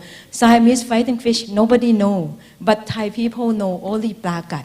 And if we keep following this thing, like if we go for historical, we will know that almost 100 years ago that it has the evidence since Thonburi era. You cannot believe that. So I keep all these Thai records start from Thonburi era, Lama 1, Lama 3, Lama 2, Lama 3, up until now. That's why I fight for Siamese fighting fish as a national aquatic animal. Let's say. Just recently, in last 4 years, we have in Thailand, everybody may know the government tried to change the road next to the parliament to be a wholesale market. And I was there too. So the Prime Minister, he showed this type of fish. You can see that, the golden color, that one. And he asked all the press, what is the name of this one? During that time, we have this type of movie we call Thong Pakai Sad. Thong Pakai Sad means sparkling gold. You know, any type of gold color, people will like it. People, especially for Chinese. So at that point, I have been doing on this prakat or Siamese fighting fish. And actually, Western people call betta because they have scientific name, betta spenden. Since then, on the February 5th of 2019, the Siamese fighting fish has named by the government as a Thailand national aquatic animal following historical and cultural. And you will see that how this thing happened. Let's say in Thailand, we have Prakat farm or Siam fighting fish farm. We have 2 types. This is we call it a commercial scale. Imagine for 3 people working on 300,000 to 500,000 bottle. It's a very, very small business, but a lot of work. Means that it's 24 hours. This farm has the lady as the owner, and she has another 2 helpers whole day working on this fish. They will divide the farm to 3 zones. The first one is the breeding zone. Breeding zone means you can see the bowl and the cover. Under that one, we have a pair of betta, and then they will leave this. First of all, they will select male and female, which is a mature for lady, for spawning. So they put it in that one and leave it overnight. After they saw that they already spawned, they will bring the female out. Otherwise, the female will start eating eggs. But only the male will take care of the eggs. So imagine exactly like a Thai people. Although they are fighting, but ultimately, the end of the day, they will come home and give a lot of love for the family. Same thing, this thing. That is show how the Thai culture is so related with Siamese fighting fish. After that, they will transfer from the small bowl to the nursery zone.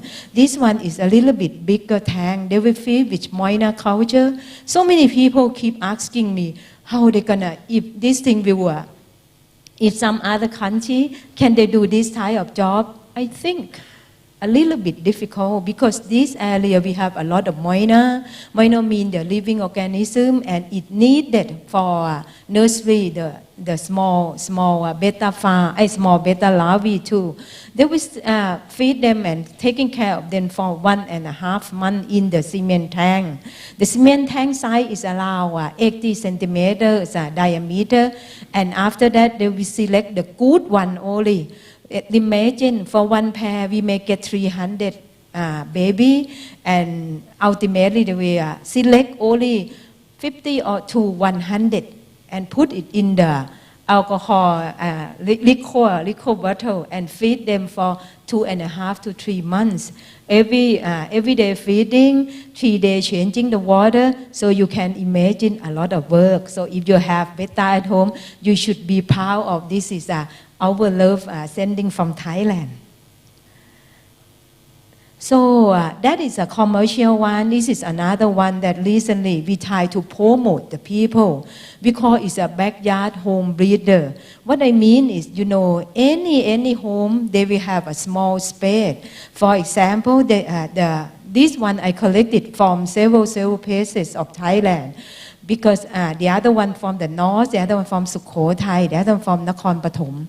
So imagine if you have a farmer like a rubber plantation, you have palm plantation, you have orchard plantation, but you can use partly of your farm and then having backyard home breeder of this fish. So it's used very small space, but it returns so fast.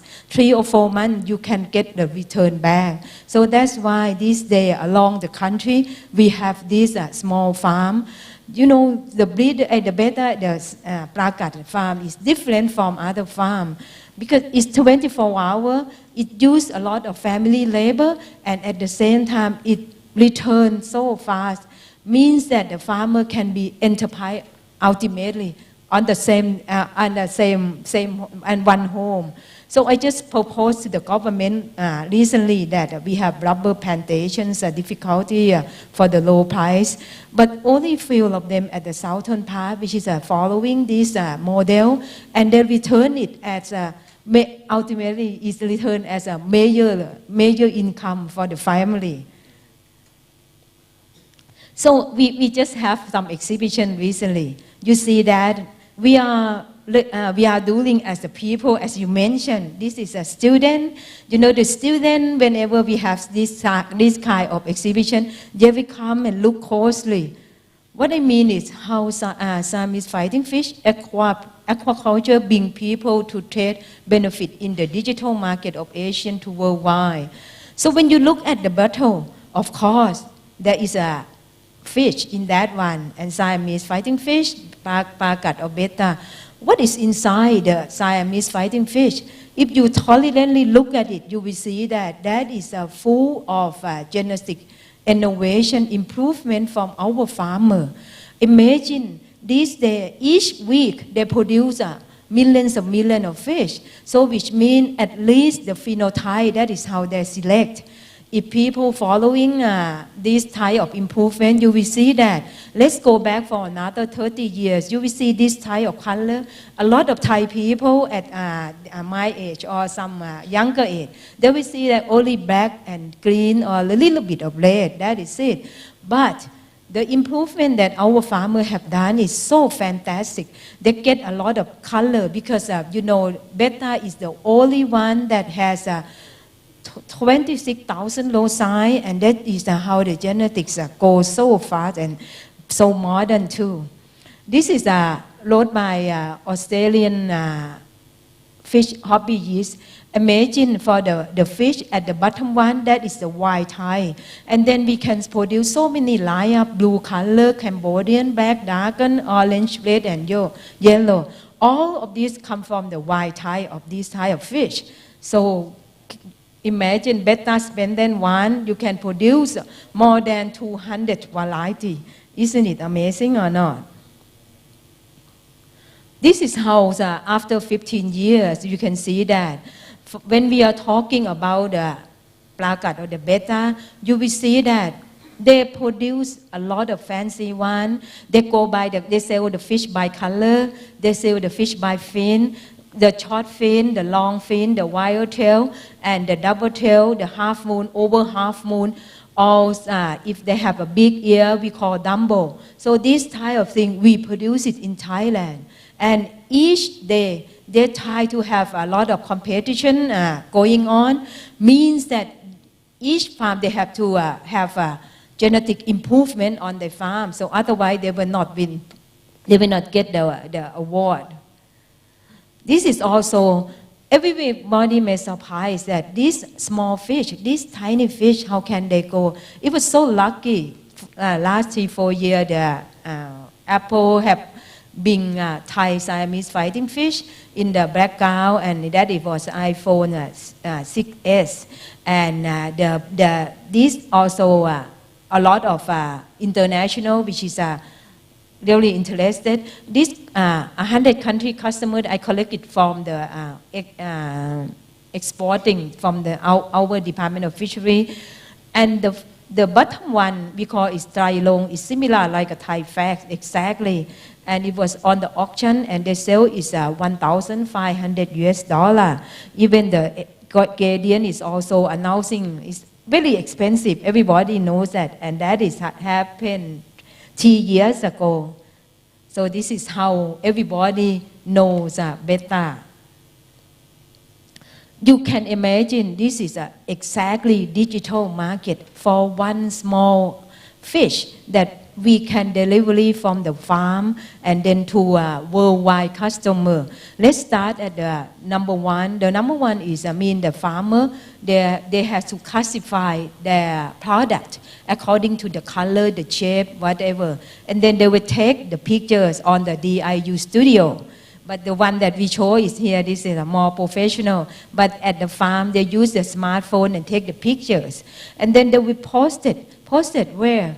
Aquabit. Aquabit is a very, very, very famous for auction of betta or some other aquatic animal, ornamental animals, ornamental aquatic animal. Everything is go by this Aquabit. I think for the hobbyists, they know this. Exactly. Although after that they will bring the link from Aquabit and then post it either Facebook or Twitter or some other thing, and then they will sell it. Imagine the farmer do all this job.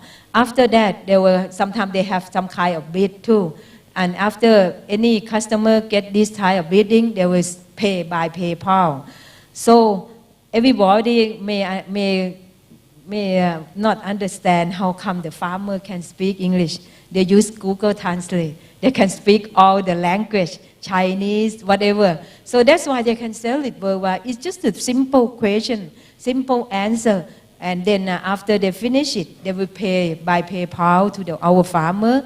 And the customer is also taking care of logistics from the farm to the townshipper and the townshipper to themselves. After that, our farmer will send to exporting townshipper. They will have some connection to importing townshipper and then send it to customer. I may forgot one thing that all these things has to be under Department of Fisheries certified. The certified, we have three levels. The first one we call is like a farmer ID. So first you have to clarify that you are the farmer first, means that this you are not illegal to do this on this property, that type of thing. And after that, we will go for the second level we call is a good aquaculture practice. And this is will run for 3 years. So means that you have to do in such a proper way to avoid all the disease and to avoid all the other pests or other, everything has to be under Department of Fishery. And the last level is we call OIE certification. Everybody may know that is a disease related. If any is involved with disease, so we have to, we cannot send that one. So this type of thing, then the government will issue a health certificate so they can transfer the fish across the country. When we are talking about this region, at least Thailand and Indonesia, we are compete together because we are stay in the warm tropical area, and that is how we produce it a lot. For Singapore, mainly they buy it from Thailand and Indonesia. They are like a middleman. For Malaysia and Philippines, that is not much. For Vietnam, Myanmar, and Laos, they just start coming, so they buy the brood stock from Thailand and Indonesia, and then they start growing it. This is the one thing that, let's say on my left side, it's just this weekend. This they call is a torpedo team from the southern part of Thailand. You see the fish is so beautiful fish. And I just want to list something that they send the fish via exporter and send it to German to Berlin, and that is very famous shop for ornamental fish because aquarium gaster. They say one thing very interesting, so I just keep it then. They say beta spenden pakat half moon galaxy. Galaxies mean it's very shiny one. There is, you can see that sparking one, that is we call galaxy. The candy is like the candy we give it to the kid because the color is so variety. Sometimes you don't know what to admire more. The breeding skill of beta thanks to their creativity in inventing new name. However, these candies are real beauties. Each animal is individual pattern and spotted, so they are unique. Our dear friend Kampon means exporting company, has sent us an exclusive collecting of this beta spenden beautiful from Thailand. This just happened last week. And that they are called torpedo them. They produce this type of fish at the southern part. Isn't it amazing? So beautiful and so we should collect it. Since I have to work for the gender as well, whenever I go to the farm, I try to pursue them that first they don't work hard like here.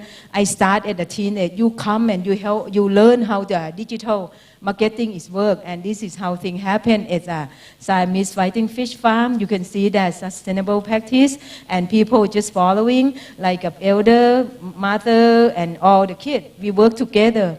Isn't it a warm family? And this is I have been thinking, and I think this is how we can bring the country become very strong, and the people become strong too.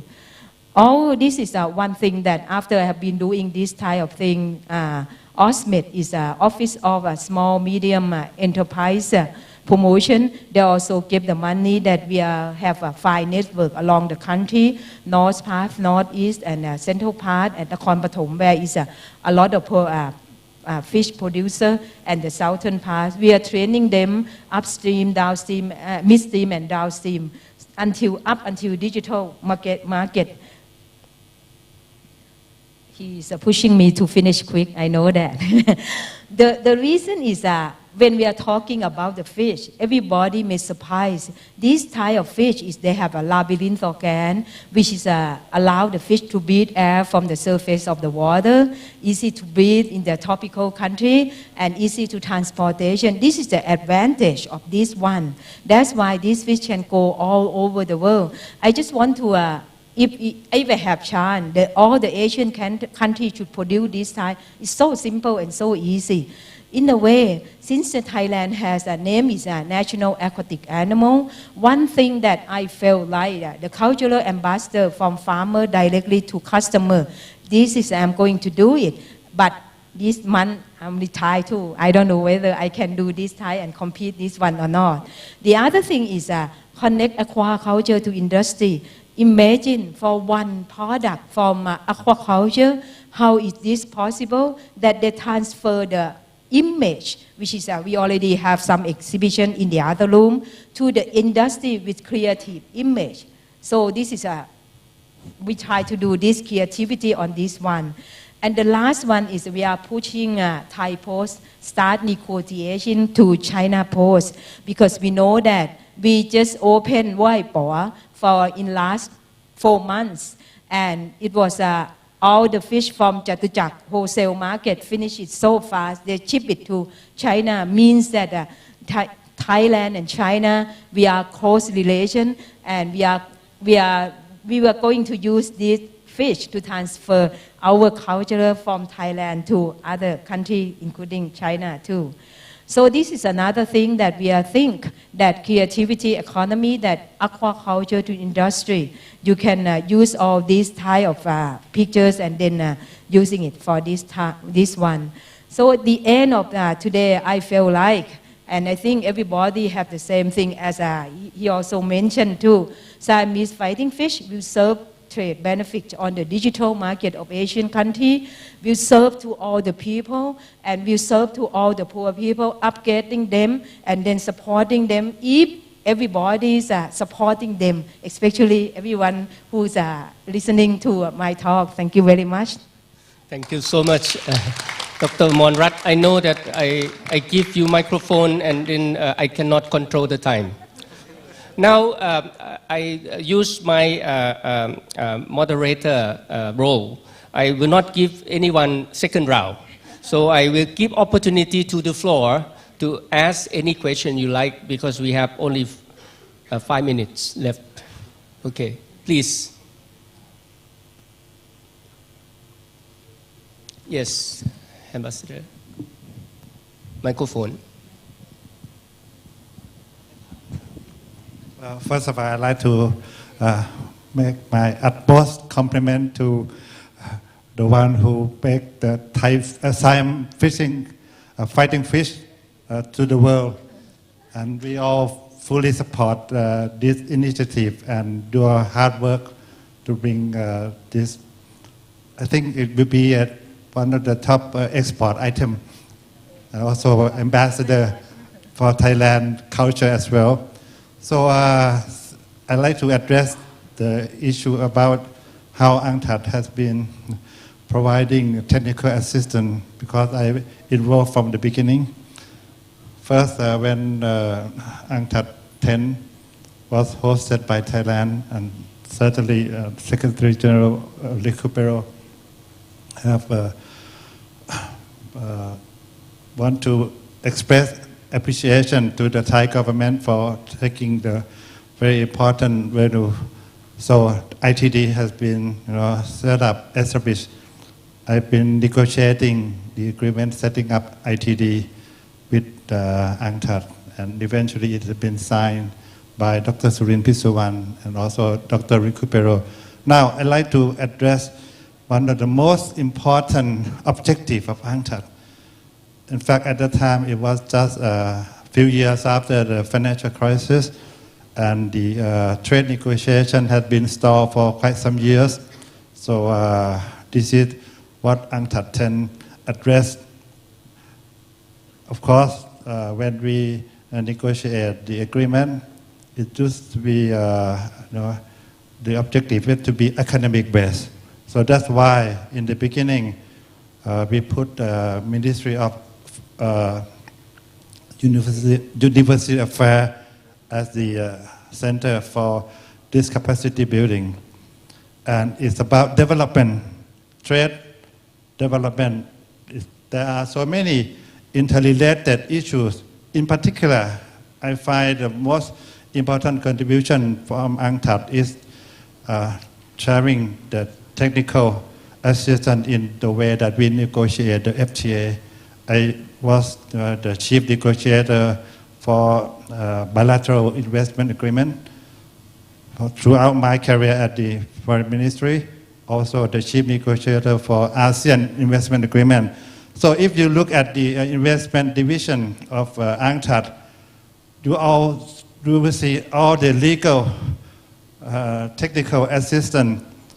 I used UNCTAD investment book, the yellow and pink series, as a manual for negotiating the FTA, so that it will be coming to term with the developed countries. And in fact, legal framework for trade agreement, like competition policy and trade law, UNCTAD is the champion for developing countries. And like latest in the investment report, the latest development about the dispute settlement. Of course, we have arbitration system, which seems to be somewhat criticized, that is not favor the developing countries. So UNCTAD also take up this very important task to make the reform of international investment dispute settlement system, of course, competition law, and all of this legal framework for international trade to make it free and fair and achieve the development goal. So UNCTAD has it all. And trade and environment, trade and labor, trade and human rights. I think this morning we speak about the humanities. UNCTAD also have to take up this very important element as well. So this is how I see that UNCTAD, ITD in particular, have been serving the objective so well. If not the branch of UNCTAD in Southeast Asia or in Asia Pacific, at least ITD has been alive and well, and I would like to express my support for the regional UNCTAD in providing the technical assistance. So for EU, maybe I have one question. Vietnam have just signed the FTA with EU, and of course, the fishery or fishing, we come across the problem of IUU. I believe that you also have the role in defending or promoting that Thailand now have been lifted from the yellow card or what. So maybe you can share with us a little bit, okay? Thank you very much. Thank you very much. So you have 0 minutes. So but anyway, please. Okay, this year the EU by DG Mare has certified with the implementation that Thailand has combating with the IUU during the past 3 years, and so this in January this year, the DG Mare announced the lift the yellow card of Thailand for the IUU fishing. But anyway, last week I came here to receive the new policy for the new government. It might be, I heard that it might be change some regulation of the IUU fishing in Thailand. So we have to see that if this still comply with the IUU regulation or not. But I hope that we might not change much, because what we have done during the past 3 years, we are the we are the leader of the IUU in this region among the ASEAN country, because in ASEAN country now Cambodia got the red card, and Vietnam just got yellow card, and then maybe I don't know, in Philippines also we will review again. So I don't know that Philippines will have the problem or not. So anyway, we will help the ASEAN country to combat the IUU fishing in this region. Thank you. Right. Thank you so much for your contributions for all the 3 speakers, as we have the next event waiting for the dinner talk.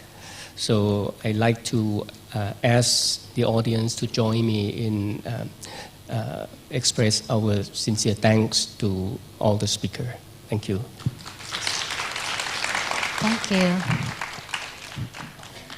And I think that we will proceed to wrap up of the sessions, and I will do that task.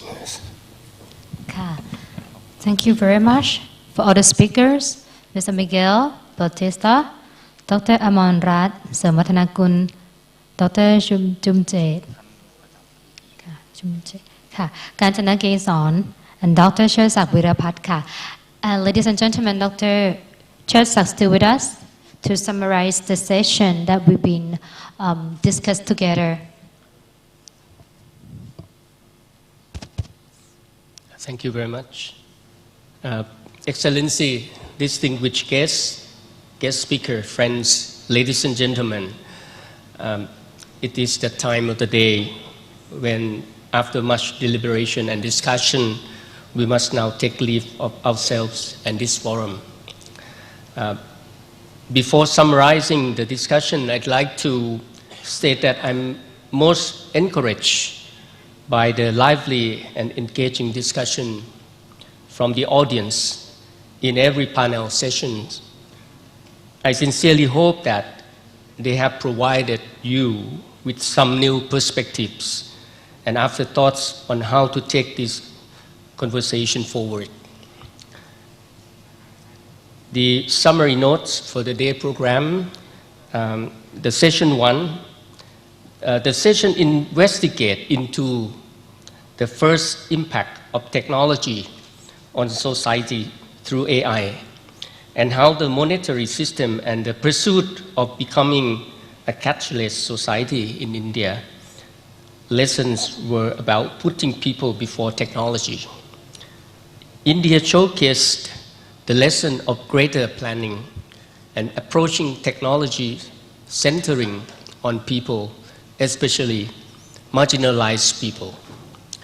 Prolonged exposure of society with inequalities not only undermine a person but also his or her potentials. AI must above all else work in service of humanity's own advancement and local development through digital currency. The session recommended introducing gross happiness and digital currency with the GDP measure. Section 2.